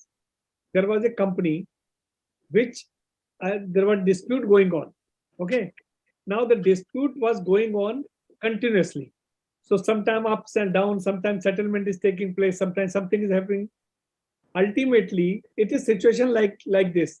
Like my grandfather is hospitalized. He's in ICU. Doctor is saying, "Thode din ka mehman hai." And now, what time I should disclose that he will? So suppose after some time the patient is fine, and they are saying, "No, now he's recovering," and suddenly one day he died. The question is, at what time should I disclose the position of this? And in M&A, the same situation is there. Your deal is taking place, and sometime you will find that the other party is not agreeing. And I think Geetika has done so many transactions in Adit Birla. She's aware that once it is happening. So the point is, it is very difficult. And you are, as a regulator, you are seeing the outcome. And before the outcome, I have struggled so many places. Geetika, you can add, then I can just expect, or Mohini, you can, anybody. Yeah. Yeah, no, I quite agree with you. And therefore, I've repeatedly said this point that whether I'm disclosing or leading them to something or misleading is a very difficult task. I mean, if I end up disclosing a transaction in between thinking now it's become UPSI for whatever reason, if the transaction fails, people will also come back to me, because you disclosed, we ended up buying, now what do we do? So because this is subjective, it is not straitjacket, it is not absolute. That's the problem we face. And I'm not for a minute denying the intention of what the regulator is trying to do. All I'm saying is that it is not straitjacket also for us. And therefore, I say that that window, that clarification is always helpful. And even if you'll give that, I know a transaction is very different from one to the other. The example that Mr. Pawan Kumar Vijay gave is about the health of a KMP. I think we faced this also as an issue throughout COVID. One of the points that came up is, are people disclosing if the KMP has got COVID? I mean, frankly, they would have got COVID, I would have disclosed. Touch wood, I mean, if nothing would have happened. So, I mean, this is one of the examples, there are more, and we can go on and on and on. But I think the point is still same, that there has to be some amount of subjectivity or respect that there always will be some amount of subjectivity involved. So, yeah. So, Mr. Vijay, Ms. Anand, I would just like to make like a couple of points here. So these disclosures that we are talking about, listed companies were always making these disclosures under Regulation 30. What we are coming here is categorizing the information as UPSI at your end, at the company's end. Categorizing the information as UPSI doesn't requires you to disclose that information at the very point of time. The disclosures are still governed under Regulation 30 of LODR, which you have been doing for whatever number of years. So nothing changes over there. What essentially changes is that some information which you are disclosing either today or in future you will be disclosing under Regulation 30 needs to be categorized as UPSI in your records, so that now everyone in the chain knows that this is a UPSI. Someone cannot take a guard that, oh, I have this information, but I don't know whether it's a UPSI or not. So that's the point we're trying to make here. Very fair point, and maybe I'll just quickly reply to that is, if you remember when I started discussing, I said in my head there is no difference. But we all know that there is a difference between what is material and what is UPSI. It could be unpublished. It could be moving towards the information, the acquisition or whatever we are talking about. The entire piece could be moving towards price sensitive. When it starts, it may not be price sensitive. And therefore, I'm saying that's the real difference between disclosures under Reg 30, where the fundamental is still that if there is something that is material, it may impact the price, to going to a very fundamental point to say that irrespective of material or not, this may impact the price. And I'm only bringing a layer ahead to say the time that it becomes sensitive is the real thing. And the real difference, as you rightly pointed out, is Reg 30, LODR is disclosure. PIT is me managing those disclosures, managing UPSI internally, creating SDDs. Imagine that, I'm not exaggerating for a minute, there could be at least 100 plus projects at a company level, say of our scale and size, which may be going on. It is, sorry to use the word, but crazy to imagine that we would have all that information, we would be creating those STDs, the information would be coming to me in a formal way, and even imagining that I know and I have names of all the people who are doing all of this. Really speaking, and I mean, I'll speak my heart out, the way the compliance under SDD norm is being linked to all of this, and I'm not saying we don't do this, but the way it is looked is being done, disclosure-based approach, compliance-based approach. The real thing is that we are so tight-jacketed as compliance officers that, believe me, I don't think anyone with a true mindset can say that I'm completely compliant, as much as we want to say, because we really don't know. Sir, here I want to add one thing, because in the last FAQs released by SEBI during the inspection they are doing, the stock exchange inspection are doing for this SDD, they have come out with one clarification when the UPSI is germinated. So here I think material, this list of item is with respect to that if it is being germinated. Here the germination they have explained that when the decision of going ahead with this particular transaction is higher than probability of not going ahead. I think from there it starts, and might be it get abundant in between. It's not necessarily it reach to disclosure as per Regulation 30. But yes, I think in between, from the day when this UPSI is germinated, for all the people who are connected, they must be aware of yes, they are handling this UPSI and they are abide by few norms which the PIT has on them. I think that is the important thing which they are. We are doing simultaneously, we are doing the poll also. So we have asked whether amendment proposed in the consultative paper should come. So 61% said yes and 39% said no. But the second important question which we have asked, which one of the following event is confusing for determining whether it is a UPSI or not? There are some few questions. So 45% people say show cause notice received. So they are confused whether show cause notice received is a UPSI or not. Then 30% demand order, 70 and the preliminary discussion on acquisition. 72% people are saying this is the issue. And search and operation conducted by enforcement agency, 44% people are asking. So these are the 4 questions which we have asked. So you can understand, and all these things, Nitin, we will give it to you. So like what Geetka is saying, what the people are asking at which stage. So you can take up this matter that when finalizing, if something can work out. Next, it is high time criteria of materiality should be common for LODR and insider trading regulation to avoid confusion and litigation. This is the comments which somebody has given. Next is, if a company is engaged in QSR, the pizza and burger business, it generally focus on product innovation and keep it launching new range of product to the customer. Also, these companies launches new category of pizza and other products during the year and festive session. Whether this new product launch will fall under the product launch as per part B of the A schedule 3 are termed as UPSI, as they do not have any impact on the price of the securities of the company.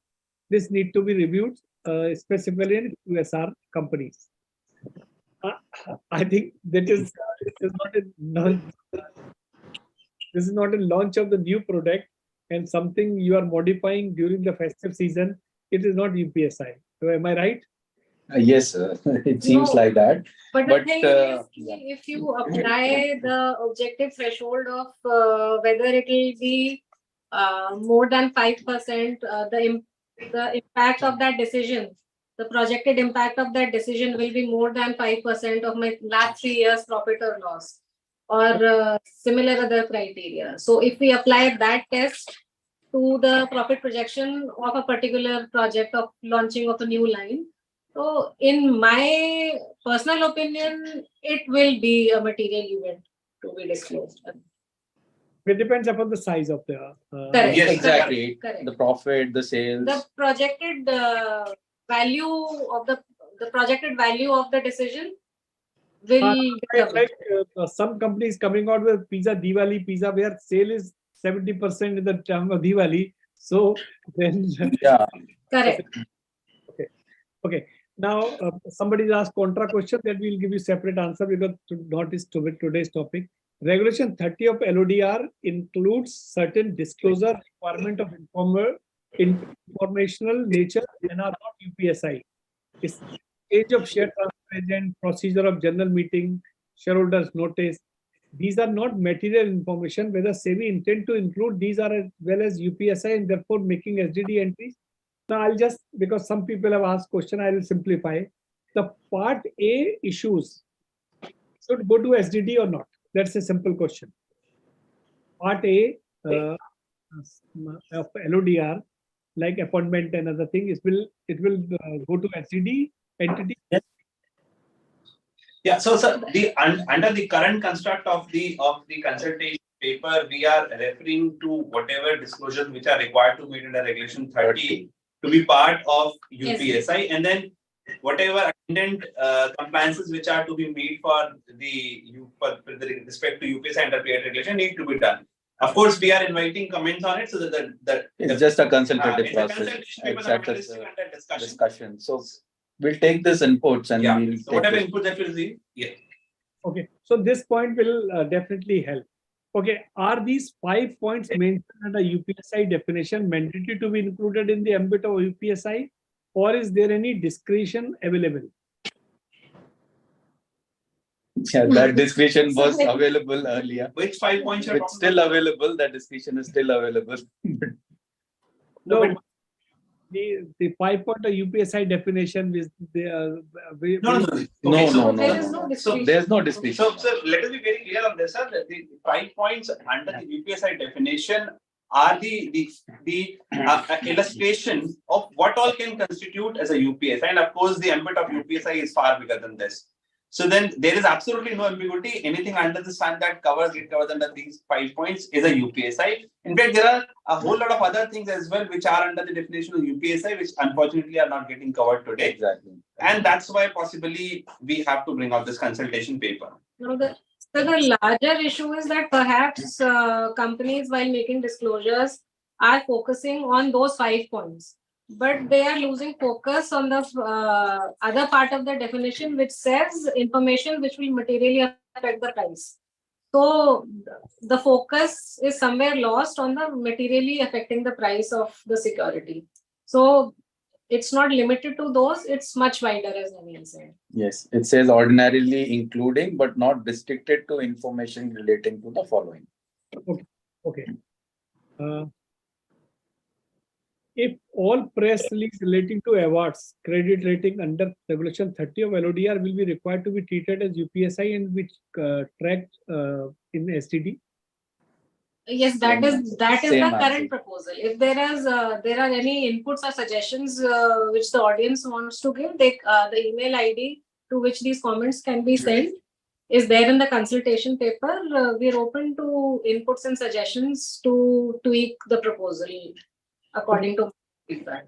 Even if Regulation 30 events are proposed to be brought under the UPSI definition, companies still have to apply concept of materiality price sensitive. Will it not defeat the purpose of proposed amendment? So while making disclosures, a listed company is guided by the Regulation 30 of LODR, where the principle of materiality and all of that is provided. And as my colleague said, that SEBI board has already has approved the process of defining those material thresholds as well. So the materiality aspect is being dealt by within the Regulation 30 of LODR itself. So now whatever that is material as per that has to be UPSI as per the current proposal of the consultation paper. Okay. General press release will also be considered as UPSI. Regulation 30 disclosure, Yes. UPSI. UPSI. During COVID and post-COVID, market becomes more volatile. 4 to 5% movement nowadays is normal. Even in the top 200 companies, also share price getting up and down without any news. What should be the criteria for determining the impact on price? Which you have mentioned that you have done the survey. So they are asking what is the criteria for determining of the impact on price? So the price change, okay, that's essentially what we see there in the consultation paper is one of the aspects. Otherwise, also when we go through those press releases, the information, the kind of information which is being made out in those press releases, the content also gives an impression that what exactly is the companies are trying to tell out and whether that should be a UPSI or not. So price effect is one of the criteria, one of the important criteria, but then yes, also the content and how it is projected, that also becomes very important. Okay.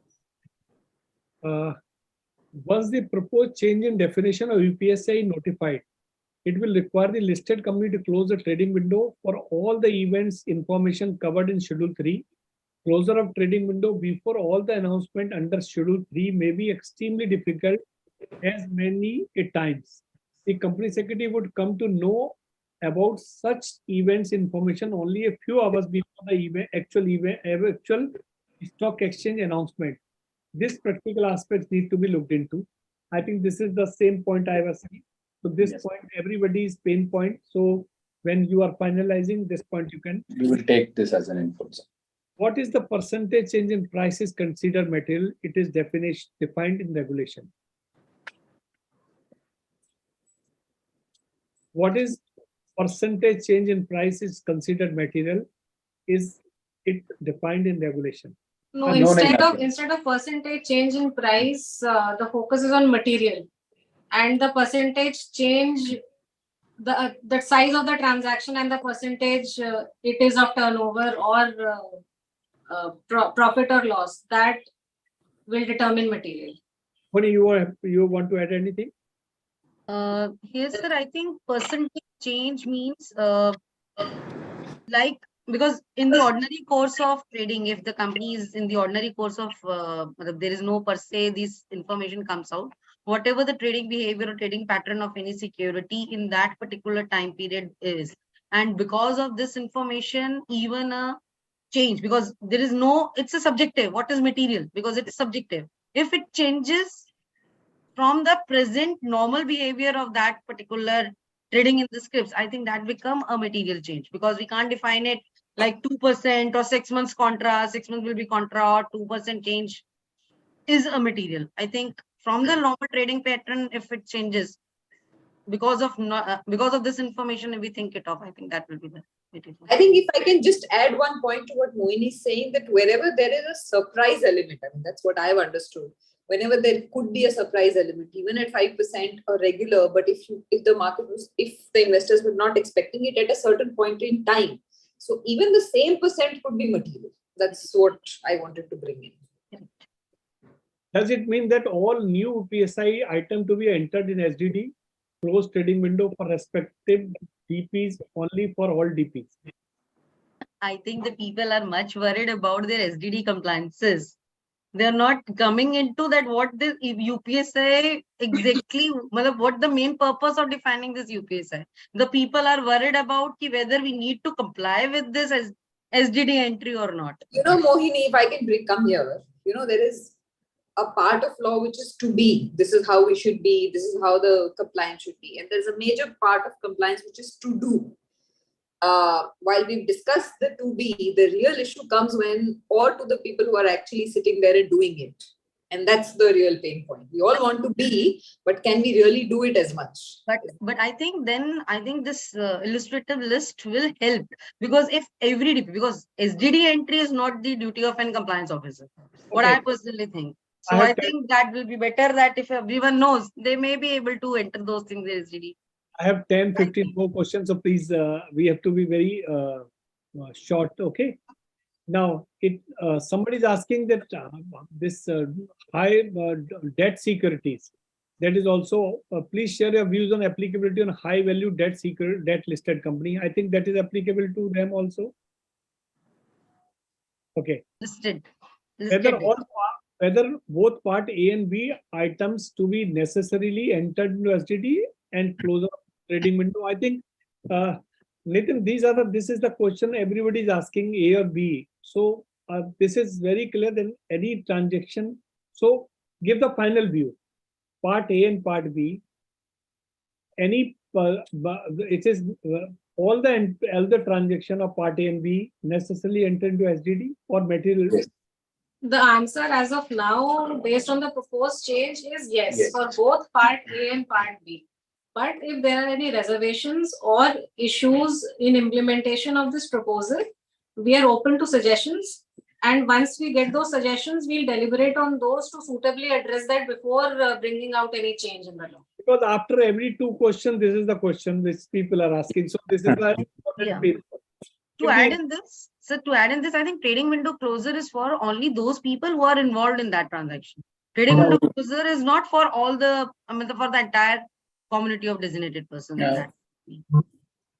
If the information, but Moini, this is also controversial, that how many people are aware, who has not seen this. So that's why. Yeah. If the information does not reach to the compliance officer on time, then how would the compliance officer ensure this compliance in company as big as ours is difficult to capture? I think this is this is second pain point, that if so many people are handling, how the company secretary should or compliance officer should comply this thing. Okay. Now, some designated people are in continuous presence of material information. What to do with the trading window closer for them? It is always closed for them. That's something, sir, which is a case possible for a few companies today as well as a few DPs today as well. So I don't think with this consultation paper, anything of that sort is. So yeah. So, So people who are in continuous possession of UPSI, they have to comply with the PIT regulations. whether disclosed under Regulation 51 of SEBI would also be covered under proposed definition of UPSI as consultative paper is covering material event under Regulation 30 of SEBI LODR. I think this answer we have anything, Meenakshi? Can you please repeat the question? Whether disclosure under Regulation 51 subsection 2 of SEBI LODR 15 would also be covered under proposed definition of UPSI as consultative paper is covering material event under Regulation 30 of SEBI LODR. No, this is as of now limited to Regulation 30. Okay. The threshold proposed in LODR for materiality may not be proper for business which have large top line but a smaller bottom line where margins are in single digit. So quantitative thresholds here we have already given, so that will take care of We that. have given, but somebody is asking. So either it is either or it is and. The three definition you have said, 3 points you have said: top line, bottom line, and the net worth. So this is you have to see singly or you have to see cumulatively. Lowest of the three. The intent of PIT is to curb individual from misusing the insider information.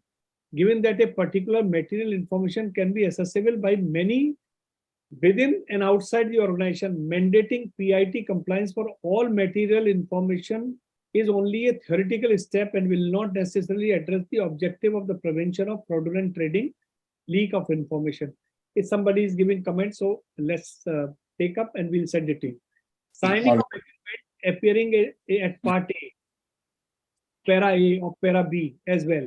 If such instances brought in UPSI, whether insider trading regulations should bring with some threshold or would it be different from company to company depending their policy? Because in large IT company, it is difficult to predict whether any commercial negotiation may turn into a deal with. Anyone? I think there must be a threshold it should be vis-a-vis the size of the company and the commercially going to add in the overall financials of the company. I think that agreement becomes important. Okay. Timeline for submission of transcript of entering earning call is 5 days working days. However, by the time trading window will be open for trading. In this case, what will be the timeline for opening of the trading window post declaration of financial result? Moini and Geetika, you can give answer because you are every day you are doing. 48 hours. I think I'm just parking this question because this is not connected to this part immediately. Yeah. In case of acquisition for all such M&A transaction come with the exclusivity and most of the time through bidding process, which may fail most of the time due to competitive situation. In such scenario, when trading window should be closed, whether start from bidding or upon receipt of the exclusivity. No, as my colleague Naveen had said, when the probability of it going through is much higher than the probability of it not happening. That is the point of time when it needs to be disclosed. So in this case, I have to when I receive the exclusivity. No, sir, I think when you enter into bidding process, because here your probability of going ahead is more. If there are 100 people are applying and I am also one, so my chances to get 1%. So, Mr. Mitchell, it's the question of identifying the information as UPSI and recording it in SGD. So, no one is asking you, the listed company or the compliance officer of the listed company, to make a disclosure.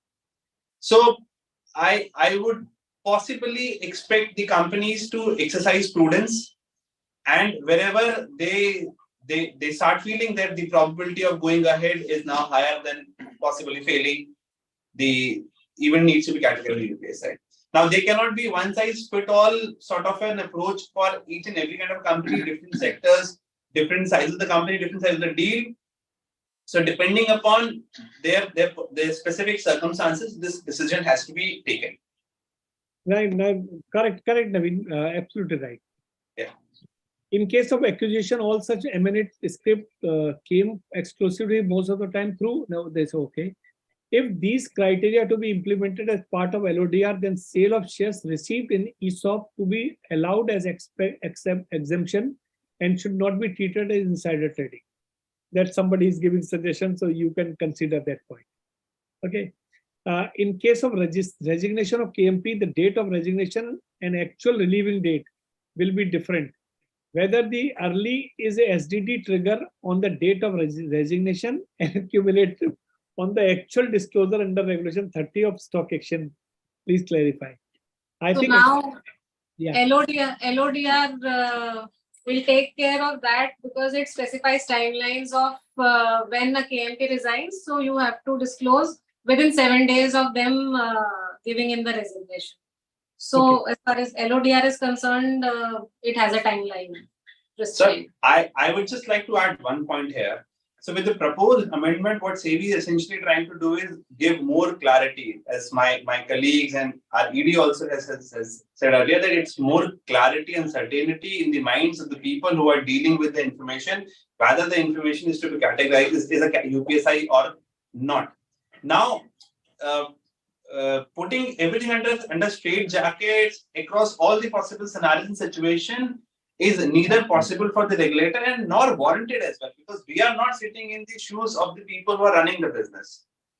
So the idea is essentially to bring in more clarity, people to have more certainty, and so that everyone sort of comes on same plane. Okay. Naveen and Meenakshi, anybody can tell. In part A, you have say initiation of forensic audit. And part B, you have mentioning about the fraud defaults by the director and other people. Forensic audit is start when there is a fraud, because there is a doubt on fraud. So this is in part A and fraud in part B. So what do you say? Geetika, as a company secretary, if anybody is ordering the forensic audit of the company, what is your take on this? By initiating forensic audit, fraud has committed or something wrong has taken place?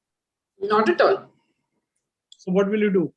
Maybe what I'll do is internally, I may purely from a prudence point of view, put all of those people under an STD, but I will not take any definitive call, not go ahead and disclose until I feel that, there is something, because I'll end up misleading my investors. They'll think there is something wrong. Okay. Can these changes be made voluntary for first year so that industry is ready with process? That some suggestion is there. Okay. The last question. In the 5 illustration of UPSI definition, there is one which talks about disposal and expansion of business. Should this be considered a UPSI if it is material, expansion or disposal? He's giving question and answer both. So, yeah. So I think. And the last, in case of schedule of analytics of institutional investor meet and presentation made by the listed entity to analysts or institutional investors, would this also need to be classified as UPSI and enter in STD? There may not be any UPSI disclosure also at such presentation. So as I said for the previous suggestions as well, that as per the current proposal, yes. But if there is any reservation, please do put in as a suggestion. We'll deliberate on this. Okay. I just forget to ask you. Schedule 3 part A, para A is not dependent on materiality threshold. Is it right? Correct. Are we then presuming that all these events are also UPSI? That is another point. For example, acquisition of 5% in a company with capital or say 5 lakh will require SDD maintenance. So the current construct of the consultation paper, and so this we have again and again saying that the current construct of the consultation paper provides simply for that whatever there are Regulation 30 disclosures need to be categorized as UPSI. However, any reservations, any points, any inputs that your viewers wish to give to SEBI, more than welcome. The email ID is provided in the consultation paper. kindly please go ahead and provide your comments. We would be deliberating them. We'll be going through each one of them before finalizing our point of view on the matter. So I think we received 40 questions, 33 yes, 7 I have received. So 40 questions we have given answer, but the only thing which I am finding, people are confused on at which time I should give information. Second is part A is also coming into the same way at the part B. And third is the SDD maintenance of these information and what time, who will do, what are the timings. And fourth point is certain issues which I mentioned, which somebody has asked, which time acquisition should be there. Sometimes some transaction is taking place which is not binding, because sometimes we are entering an agreement with non-binding. So non-binding agreement is not it's not going to the SDD, or it can go to SDD, but it's not a price sensitive till the time it is finalized. So what we will do, we will compile all these points. These are the, and some poll we have conducted. These are the issues which people are really feeling, they are confused that what should I do? So when you are coming out with the consultative paper, if these issues can be deliberated and you can come out with the final verdict on the basis of this clarity, it will be very useful, because Sure. The purpose is the uniformity and clarity and certainty. This is the 3 points, major point which SEBI has put in their point. So Geetika, as we are closing this as a ritual, we are asking last one question relating to this. So what is your call to suggest to SEBI for coming out this way? A little more clarity and validation of the fact that this will add up. Without lack of clarity, this will add up a lot to the STD compliance burden. Okay. And as a professional, last point is the fact that we mustn't do something so much that the real intent gets washed away. Because I am going to go back and talk to my management, give them awareness. I don't want anyone to come back and say, "Kya kar rahe ho?" So I'm just trying to say that if we can strike that balance, nothing like it. Okay. Moini. Because it's UPSI is entirely a subjective thing. If some parameters can be come out, I think it will help. Okay. Ravi.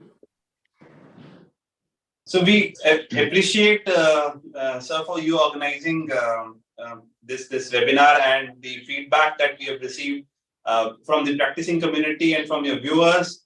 I'm very sure that a lot of them would be the company secretaries in the companies, and the feedback that we have received now and what we will be receiving post this discussion from your end would of course help us in shaping up this policy, which would be in alignment with the expectation that our mature markets have from both the regulator as well as the companies, also keeping in balance the requirement of the compliances. So we of course can assure you one thing, that whatever feedback that we receive, it will be deliberated at length before any decision is taken on the matter. Okay. Ravi, you have any point? I think all points are couched in different words, but I must say this much, that in bid of increasing clarity, it should not increase homework for professionals as well as for SEBI. The balance should be struck in a manner that it brings things in auto mode and achieves the real purpose. As they say about a parliamentary draftsman, what they said, it was written in a book written by Mr. Chandratre on interpretation. He said a parliamentary draftsman who put up a draft, and he proudly said, you know, I am the problem for half of the litigation. So someone said, no, you are not only the problem for half of the litigation, you're also a problem for full frustration. So we should see that the balance is struck. And the real purpose for SEBI is to see that the investors are not being discriminated. There is no scavenger who's feeding on the asymmetry of information. So those scavengers should be put aside. and this should come in auto mode. I think that should be achieved. Very well said. Very good. So, Nitin Singh, Meenakshi and Naveen, thank you very much. And thank you, Geetika, thank you, Moini, Ravi, giving this point. The purpose of this program, I think we have achieved this part, that what is the confusion, because you are also giving consultative paper to understand the pain point. So we have identified various pain points, and if these pain points can be discussed with SEBI, and you come out with a final point on that basis, it will be a win-win for all. So thank you very much to all for participating, especially Sudarshan sir from there, and Naveen, Nitin and Meenakshi. Thank you. And your information, this was our 129th webinar, because Naveen has appeared. You are coming first time. Since last, and this is the third year since COVID 2020, we are continuously organizing every week, every Friday, 4 to 6, our program. So thanks for joining, and thanks helping us to create awareness and spread the knowledge. So thank you.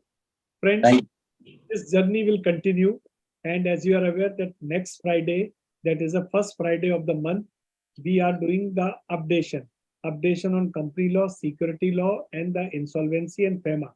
So this is the updation. Whatever happened in the last month, from last first Friday, this month's first Friday, whatever new thing has come, whatever new prominent case has come, that we will discuss this month, and that will be our 130th webinar. So with this, thank you very much to all. Thank you, sir. Thank you so much. Thank you. See you next Friday.